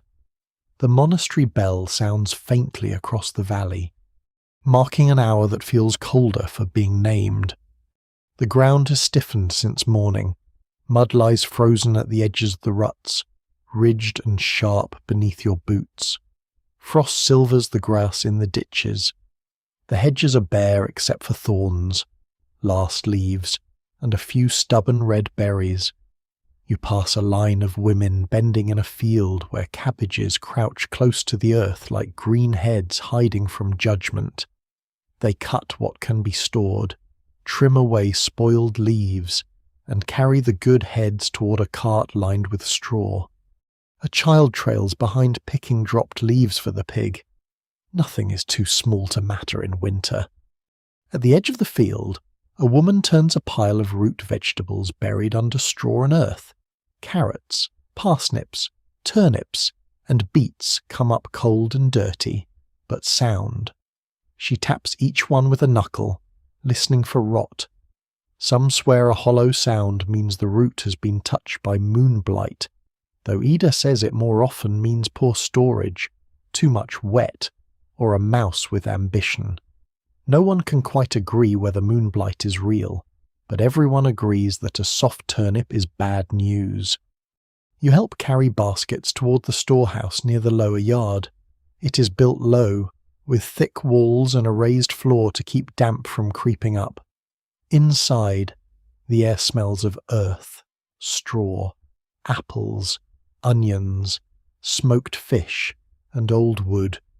Braids of garlic and onions hang from beams. Sacks of grain stand on pallets. Barrels of salted meat line one wall. Apples are nested in straw, each one checked for bruises because one bad apple really can spoil its neighbours, making it one of the rare moral lessons that is also accurate household management. The lady of the keep enters with her wax tablet, fur-lined sleeves folded back. She speaks quietly with the women who manage the stores, counting what has come in, what has spoiled, what must be issued for supper, what must be held for Lent, what can be sent to the convent, and what must not be touched unless the weather worsens. Her cracked hands look better for Ida's salve, but not healed. Winter does not politely pause for ointment. You notice little bundles of herbs tucked along shelves and above doorways, bay leaves in the grain bins, lavender among linens, tansy near the rushes, and a sprig of holly pinned over the storehouse door. Some swear holly keeps wandering spirits from slipping in with the cold, especially when the nights grow long and animals stare at empty corners. Others say holly merely looks brave when everything else is withered, even now. It is hard to tell whether courage and superstition are different things when the wind is at the door. From the storehouse you follow the sound of beating and humming to a long workroom where women prepare wool. The room is warmer than the yard, though thick with the smell of fleece, lanolin, smoke, and damp cloth. A fire burns at one end. Near it, wool is sorted, teased, carded, spun, and wound. A girl turns a spindle between her fingers with sleepy precision. An older woman works a distaff, drawing fibres into thread so fine and steady it seems almost impossible. Another patches a cloak with a piece of darker wool, not caring whether the colours match because warmth is the only fashion winter respects. Here is woolen armour, though no minstrel will sing of it. Cloaks, hose, caps, mittens, blankets, padded hoods, and layered gowns stand between bodies and the cold that creeps through stone, thatch, leather, and bone. A woman darns a sock over a wooden mushroom-shaped form. Another rubs grease into cracked leather shoes. A third cuts strips from a ruined blanket to wrap around children's feet when snow comes. No thread is wasted. No scrap is too humble. You begin to understand that a household survives winter not through one grand act, but through 1,000 small defences made by tired fingers. The dog curls near the fire and falls asleep instantly, offering no help but much atmosphere. As dusk lowers, you go with Edda and the dairymaid toward the fuel yard. Stacks of split logs lean under a shed roof. Peat bricks are piled dark and crumbly beside bundles of faggots tied from hedge trimmings. A woman counts the bundles aloud, moving a pebble from one bowl to another for every 10.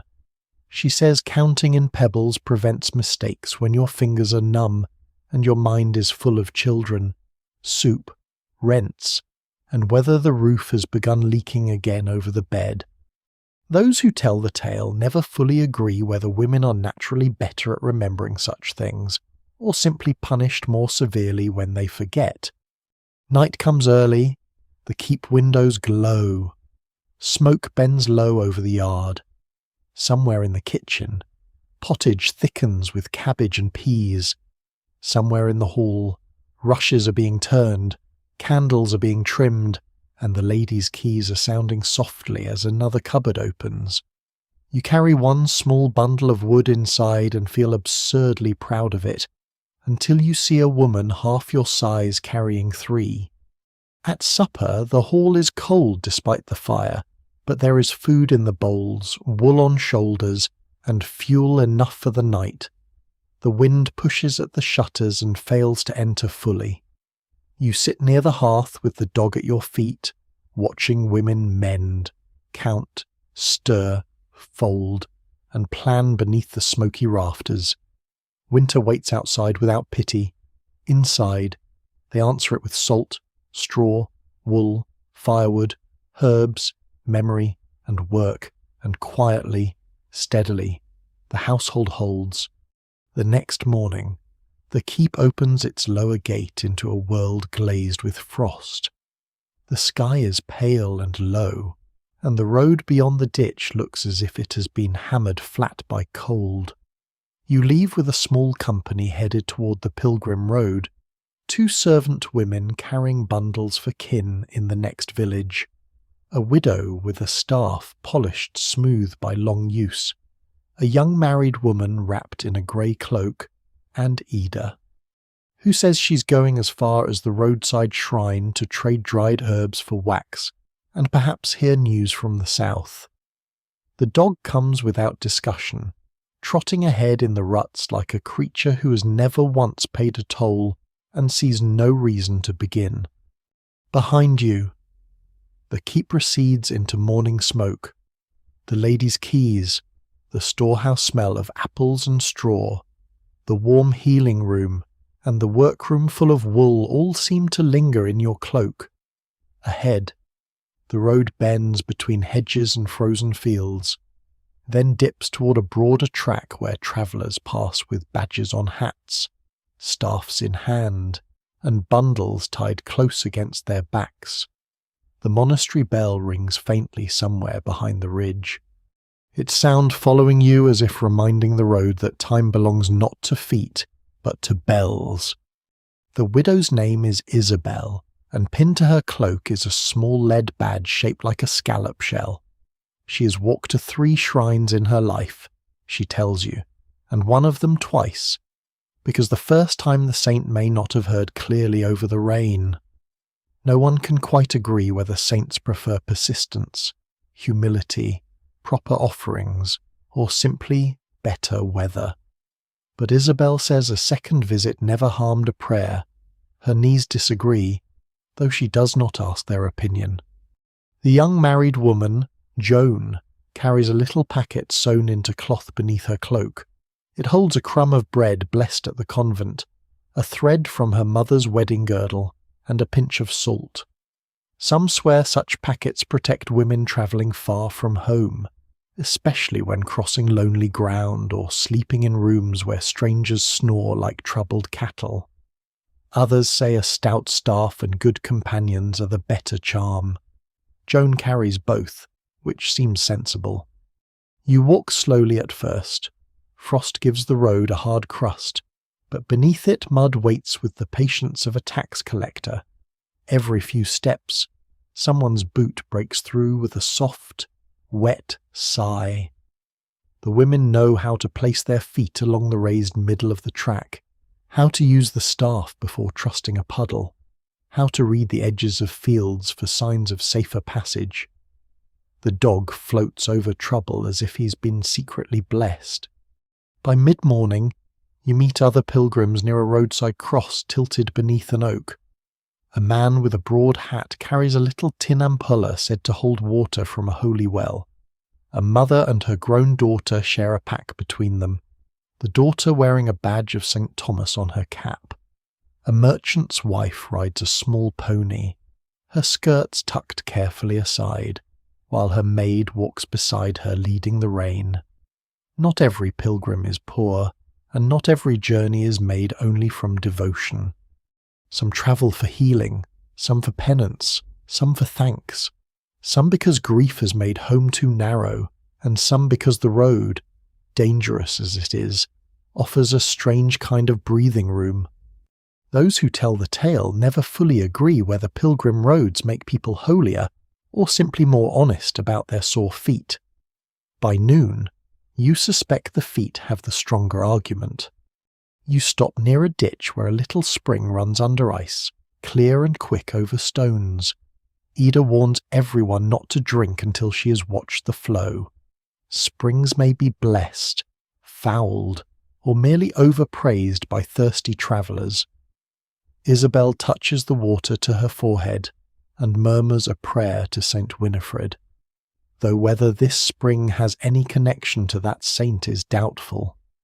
Medieval geography, like medieval medicine, sometimes stretches with need. You drink after Ida nods. The water is so cold it seems to ring inside your teeth. A small ways farther, the road enters a strip of woodland. The trees stand bare and close, their branches netted against the sky.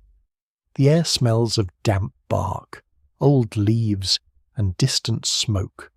Conversation lowers, even in daylight. Forests carry a reputation. Some swear robbers hide behind every third oak, though no one can quite agree which oak is the third when fear begins counting. Others tell of lights between trees, wandering souls, wolves farther north, and men who ask directions too politely. The women pull their cloaks closer and keep together. Toughness here is not pretending there is no danger. It is noticing danger without letting it own your steps. Isabel sets the pace. Her staff taps the frozen ground tap. Pause. Tap. Pause. Joan walks beside her, asking about the shrine ahead. Isabel says it stands near an old stone bridge and holds a relic of St. Agnes, or perhaps St. Anne, depending on which priest is speaking and how recently he has checked the label. Women come there to pray for safe childbirth, lost children, difficult husbands, aching joints, and hens that refuse to lay. The saint hears what she chooses. Isabel says, like most women with sense. That is the day's quiet joke. and it warms the road for several steps. Near the edge of the wood, you pass a ruined wayside shelter with one wall fallen inward. Someone has scratched a cross into the remaining plaster. A strip of blue cloth hangs from a branch beside it, stiff with frost. Joan ties a thread from her sleeve there as well, asking for safe passage. Even now, it is hard to tell whether the cloth is offering warning, memory, or habit. But the branch is bright with little scraps from many hands, and the sight of them makes the lonely road feel briefly crowded with prayers. Rain begins after noon, light and needling. It taps on hoods, darkens cloaks, and turns the road from hard to slick. The pony slips once, recovers, and looks offended. The merchant's wife climbs down without complaint and walks, because pride is not worth a broken neck, even for people who own ponies. Together, the women help one another over the worst ruts, a hand under an elbow, a staff offered across a puddle, a bundle shifted from one shoulder to another, a piece of bread shared beneath a hedge while everyone waits for a cart to drag itself free of a sunken track. You remember the cracked wheel in the market square, the red cloth tied against luck, and now watch two pilgrim women wedge stones beneath a cartwheel, while the driver mutters uselessly at the sky. One woman tells him to push when she says push. He begins too soon. She looks at him once. He stops. The cart comes free on the next try. Late in the day, the shrine appears beside a stone bridge, exactly where Isabel promised. It is small, whitewashed, and damp, with a candle burning behind horn panes. Pilgrim badges hang from nails along the beam shells, saints, tiny hands, little bells, and shapes worn too smooth to name. Inside, the air smells of wax, wet wool, and cold stone. The relic rests in a little covered box on the altar, trusted by some, doubted by others, visited by all. You kneel because everyone else does, and because after the road, kneeling feels almost like rest. Outside, dusk gathers blue beneath the bridge. The dog curls near the shrine wall, nose under tail, as if sanctity is best enjoyed asleep. The women sit close beneath the eaves, sharing coarse bread, cheese, and the last strip of smoked fish. Their feet ache. Their cloaks steam faintly. Their badges glint in the candlelight through the shrine window. You look at them and understand that pilgrim women carry more than bundles. They carry petitions, griefs, hopes, bodies that hurt, households waiting behind them, and courage disguised as ordinary walking. The road is cold, suspicious, muddy, and long. Still, they go on, staff by staff, prayer by prayer, because some needs cannot be sent by messenger. When the bell from a distant abbey drifts through the wet evening, they fall quiet, listening as if the sound has crossed every field for them alone. The shrine keeps its candle burning after dusk, a small yellow eye behind the horn panes, while the road around it sinks into blue shadow. Rain has softened into a mist so fine it seems less to fall than to gather on everything that has already given up being dry. You rise from beneath the eaves with the pilgrim women, your knees stiff from the cold stone, your cloak smelling of wet wool, wax smoke, and the last strip of smoked fish shared in careful pieces. The dog uncurls beside the shrine wall and gives you a look of mild accusation, as if pilgrimage has involved too much walking and not enough falling meat. Isabel leads the way over the stone bridge. Beneath it, the stream speaks in a low winter voice, slipping over rocks hidden in the dark. Joan walks close beside her, one hand pressed now and then to the little packet sewn under her cloak. The distant abbey bell fades behind you, and ahead, through the mist, A few warm squares of light appear where cottages and a small hall cluster near the road. Smoke leans from their roofs. Somewhere a cow lows in a byre. Somewhere a door opens. And the smell of pottage and damp rushes comes out into the night like an invitation. You enter the hall of a roadside hospice, not grand, not rich, but blessedly roofed. It belongs to a little religious house nearby, though the lay servants seem to run most of what matters. The room is long and low, with soot-black rafters, a hearth sunk into the middle, and benches arranged around the walls. Rushes cover the beaten floor, mixed with sweet herbs that have long since surrendered to boots. A half-burned candle stands near a wooden image of St. Christopher, patron of travellers, whose painted face has grown so smoky that he looks less like a saint and more like a man who has spent years listening patiently to complaints about roads. Women are already working in the firelight. Not hurrying now. Exactly. The day-sharp edges have softened, but their hands continue, because hands in this world are rarely told they may stop. One woman sits with a distaff tucked beneath her arm, drawing wool into thread as the spindle turns and drops. Another bends over a torn sleeve, mending by candlelight with eyes narrowed and mouth set.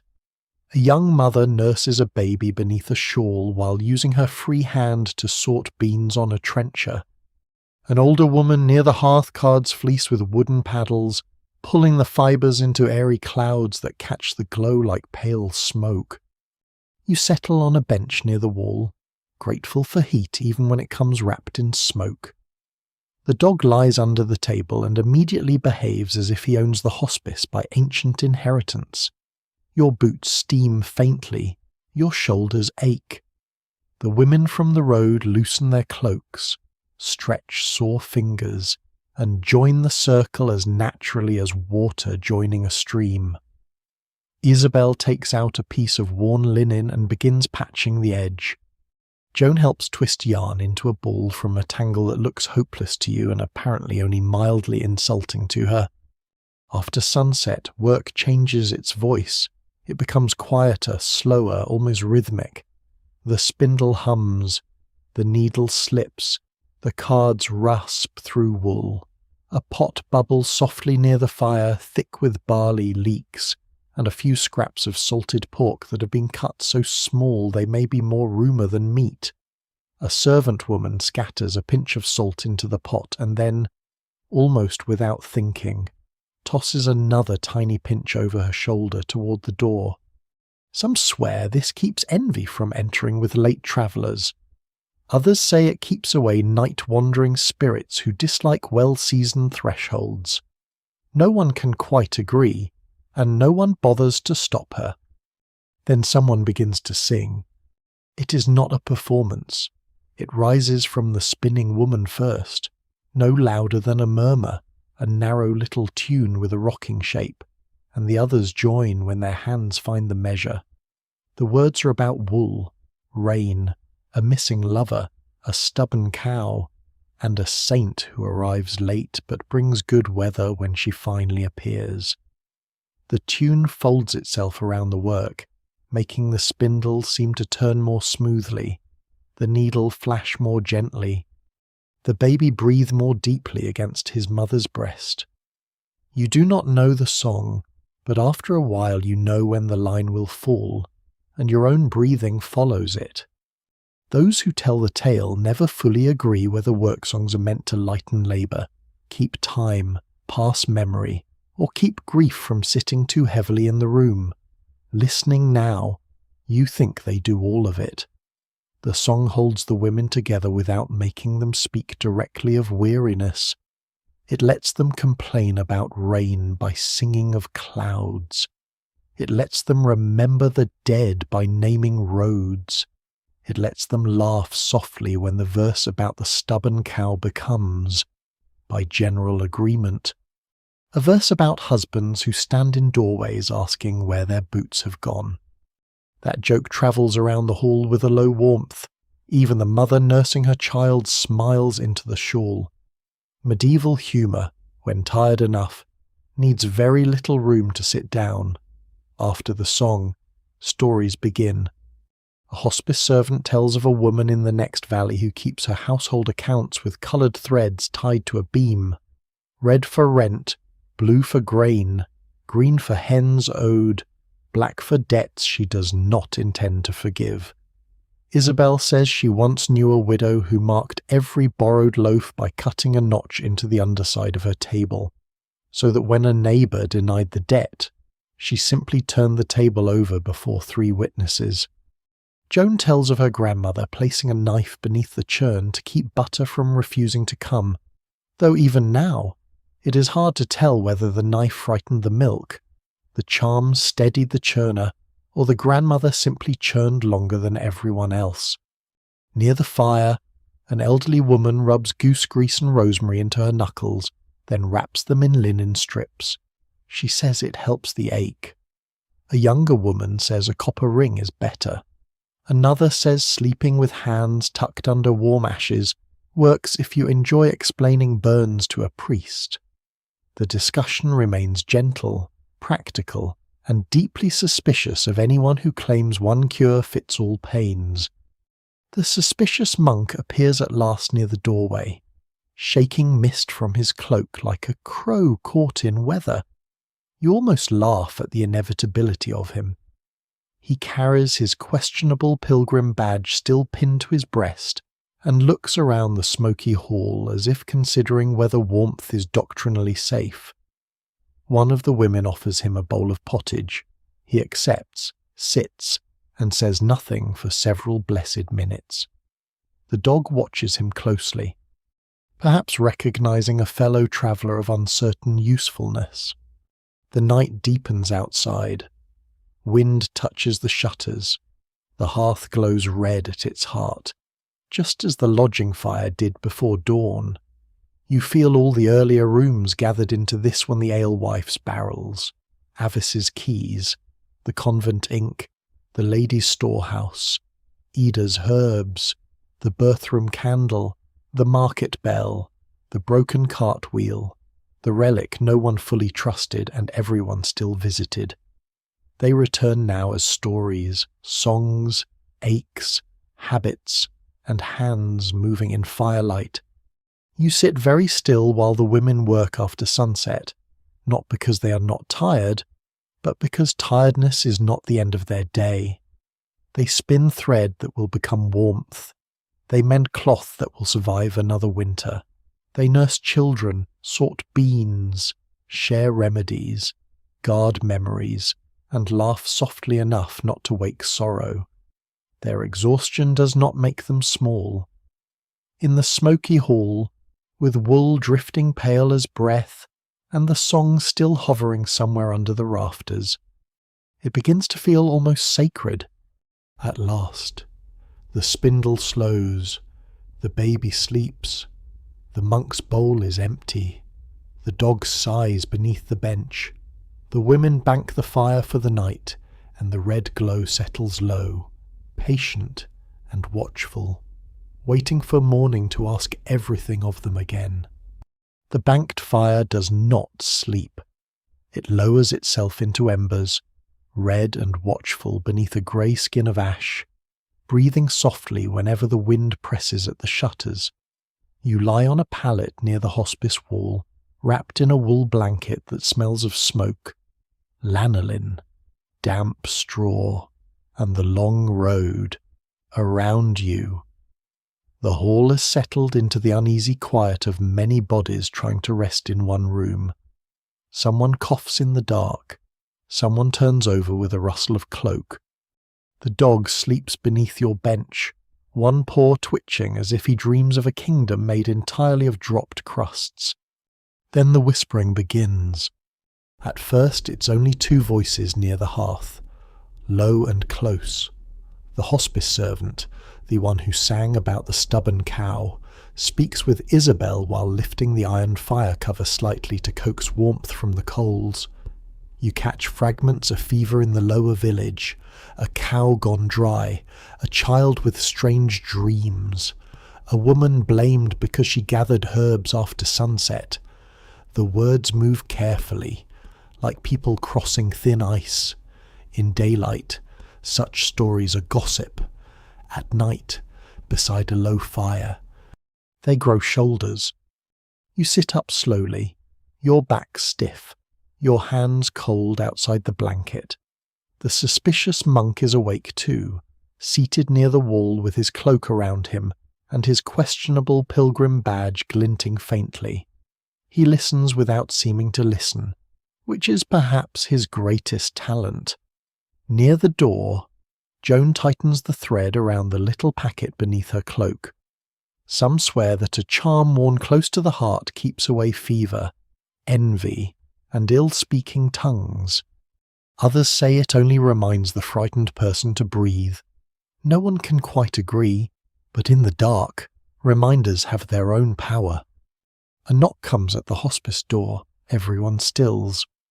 It is not a dramatic knock, not the kind that belongs in a tale of kings and betrayal.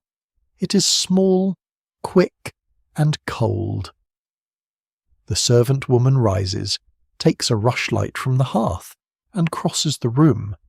She lifts the latch only after asking the name.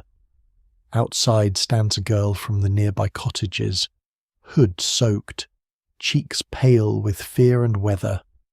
Her mother is ill, she says, burning hot, speaking nonsense, shaking under blankets. The men have gone to fetch the priest. But her aunt has asked for women who know herbs, water, and cooling cloths. Edda is already moving. You follow with her Isabel, Joan, and the hospice servant, because the night has opened a narrow door and drawn you through it. The dog slips out too, though no one invited him. The air outside bites sharp after the smoky hall. Mist lies low over the ground, and the moon is hidden behind racing cloud. The cottages crouch beyond the hospice yard, their thatch dark with rain, their windows dim behind horn panes. Somewhere a shutter bangs once, then again, until Joan crosses herself and mutters that loose shutters sound too much like wandering souls asking entry. Even now, it is hard to tell whether she jokes, believes it, or uses belief to make the darkness less empty. The sick room is small and close.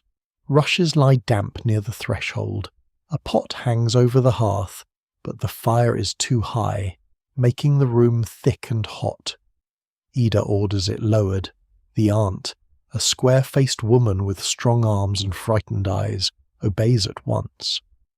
The sick mother lies beneath two blankets, hair loose, face flushed, hands moving restlessly against the wool. A child sleeps in the corner with a thumb in his mouth, unaware that fear has filled the room around him like smoke. Women take their places without being told.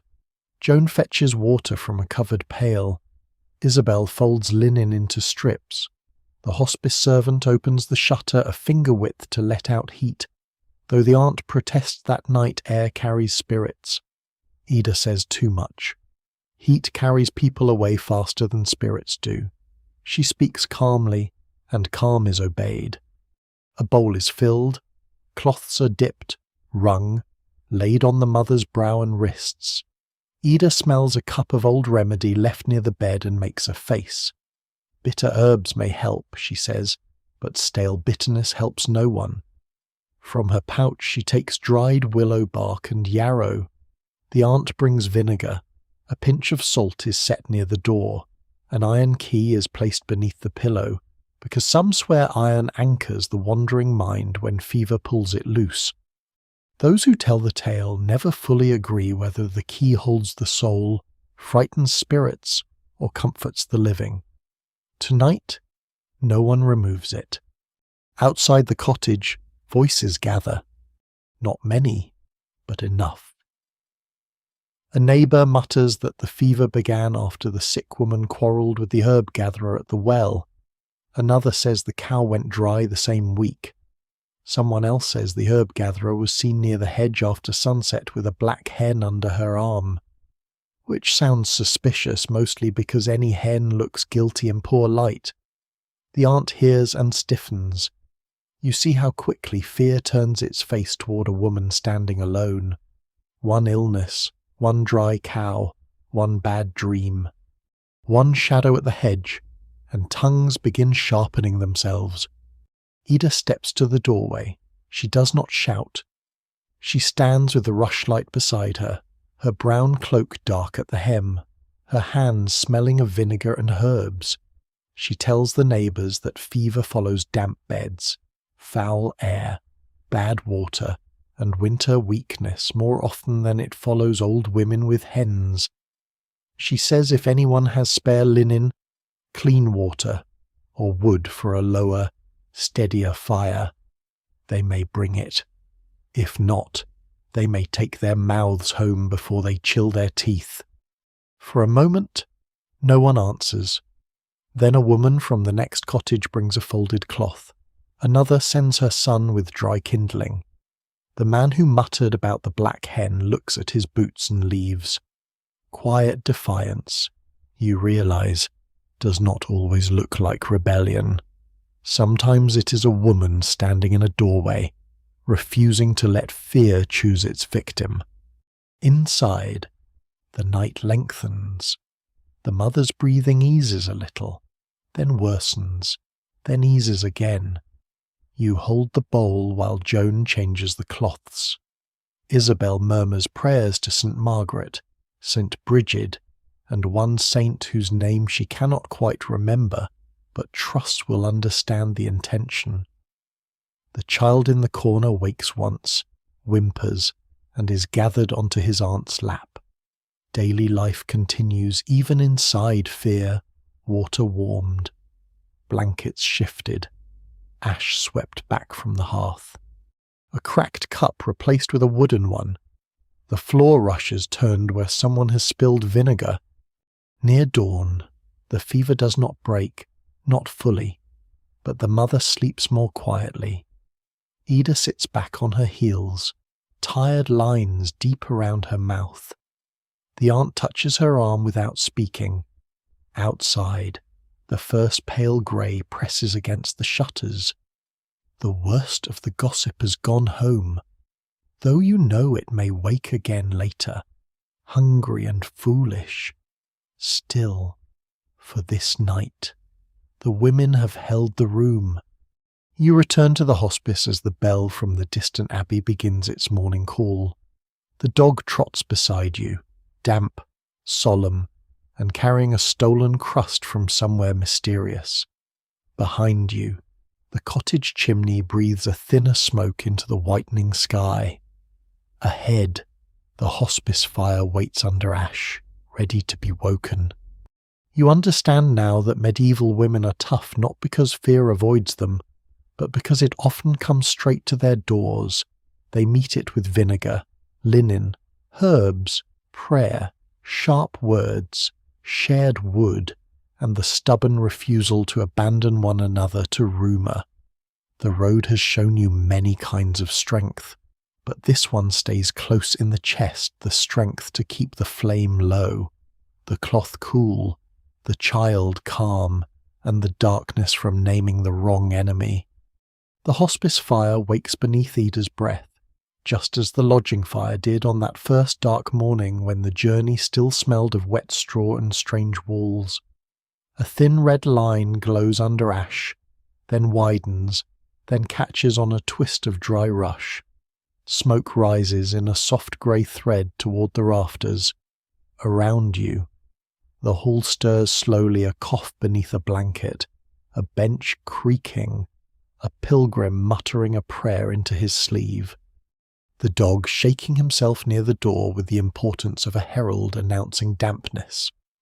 Dawn has not yet broken, but its promise lies behind the shutters.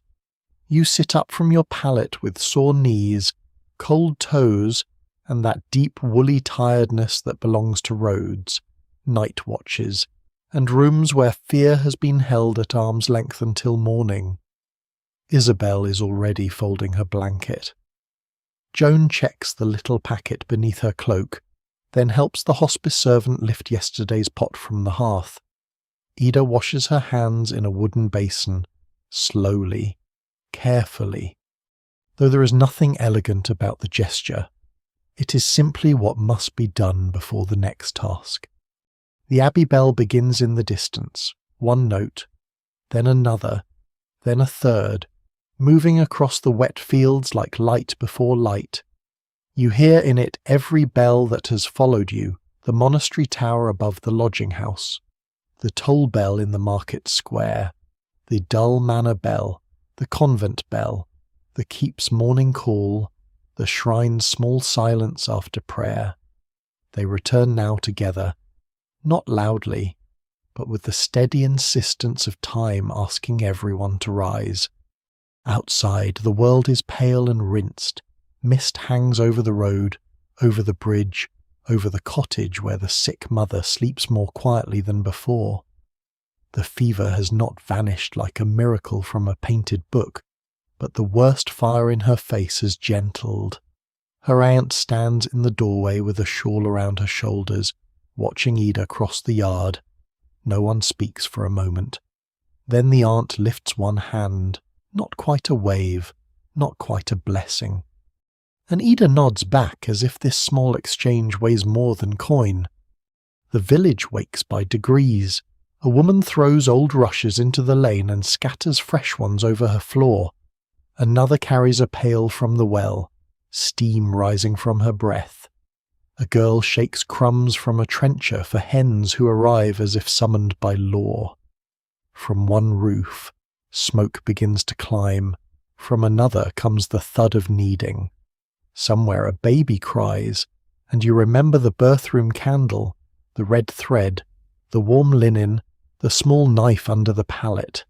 Somewhere a cartwheel groans. And you remember the broken wheel in the market, the red cloth against bad luck, the women who saved barley from the mud while the driver cursed the sky.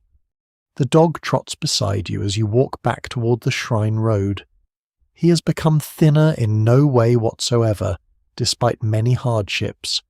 At the bridge, he pauses to sniff a stone with grave interest. Some swear dogs can see spirits lingering near running water at dawn.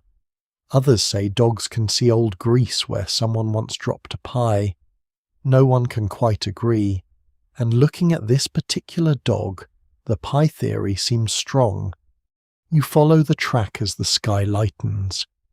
Isabel walks ahead with her staff, each tap softer now on thawing ground. Joan keeps close to Ida. The hospice servant returns to her doorway, already calling for more water, more wood, more patience.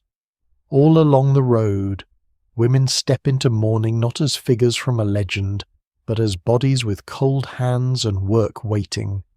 They open shutters, lift pots, wrap children, count loaves, check animals, mend hems, measure grain, nurse the ill, bargain with neighbours, and remember what everyone else forgets until forgetting becomes dangerous. You pass the tilted roadside cross where scraps of cloth flutter stiffly from the branch. Joan touches her sleeve where one thread is missing. Even now, it is hard to tell whether those little offerings change the road, or only change the hearts of those who must walk it. But the branch looks less lonely with them there. It holds many quiet fears, many journeys, many names never written down. The wind moves through the cloth strips, and they whisper without words. The sun lifts slowly over the fields, turning frost to water along the hedges. Crows step through furrows with solemn little hops. A woman in the distance drives goats toward common ground, her cloak belted tight, her voice carrying sharply across the morning. Near a cottage, two sisters carry a tub between them, laughing when the slosh catches one's skirt. The laughter is brief, practical, quickly folded back into work, but it stays in the air like a warm coal. You think of the alewife with her cloudy brew and sharper tongue, defending her barrels against sour malt and sour gossip. You think of Avis in the manor court, holding her keys and naming every tool that kept her household alive. You think of Sister Mathilde with ink, honey, ledgers, and the reliquary no one fully trusted yet everyone approached gently. You think of the Lady of the Keep, counting salt meat, letters, dowries, arrows, and the cost of feeding men who believed themselves the centre of history. You think of Ida's herbs, Isabel's staff, Joan's charm packet, the mother on the straw pallet, the women at the hospice spinning songs into the dark. No one can quite agree whether toughness is born from hardship, taught by mothers, sharpened by hunger, blessed by saints, or simply required so often that it becomes ordinary. But you have walked through enough smoke, mud, frost, rushes, waxlight, and wet wool to know this much: medieval women carry worlds no chronicle fully weighs. They are not tough because they never fear. They are tough because fear arrives, and the child still needs feeding, the bell rings, and the bread must rise. The roof leaks, the cow sickens, the court demands rent, the road turns to mud, the fever burns, the gossip gathers, the winter stores shrink, and still a hand reaches for the key, the needle, the bucket, the herb knife, the stirring paddle, the prayer. By the time the road bends back toward the first town, the gate is only a dark shape in morning mist. Perhaps it is the same gate. Perhaps every medieval gate feels familiar after enough cold. The dog runs ahead, then circles back, unwilling to lose the company he has accidentally chosen. You slow near the edge of the fields and look once more over the waking countryside, smoke from cottages, bells from unseen towers, women crossing yards with baskets against their hips. The world continuing because they continue. The lesson does not arrive like thunder. It settles like warmth through a blanket. It says that strength is often quiet. It wears patched wool. It smells of smoke. It keeps accounts in the head and herbs in the rafters. It bargains, births, brews, heals, prays, remembers, and endures. And when dawn comes, it rises again. Now the road grows softer beneath your feet, and the morning sounds begin to drift farther away, as if mist is folding them into its pale hands. The bell becomes a low memory. The dog's paws make no sound at all. Smoke thins above the cottages, and the windows glow faintly, warm and small, like candle flames seen through sleepy eyes. You no longer need to hurry. The women of the road have gone back into their houses, halls, fields, kitchens, cloisters, markets, and birthing rooms. Their work continues, but gently now, beyond the edge of your hearing. A spoon moves through pottage, a needle slides through wool, a key turns in an oak door. Somewhere, clean linen is folded. Somewhere, a child is tucked closer beneath a blanket. Somewhere, a tired woman leans beside a hearth and lets herself breathe before the next bell calls.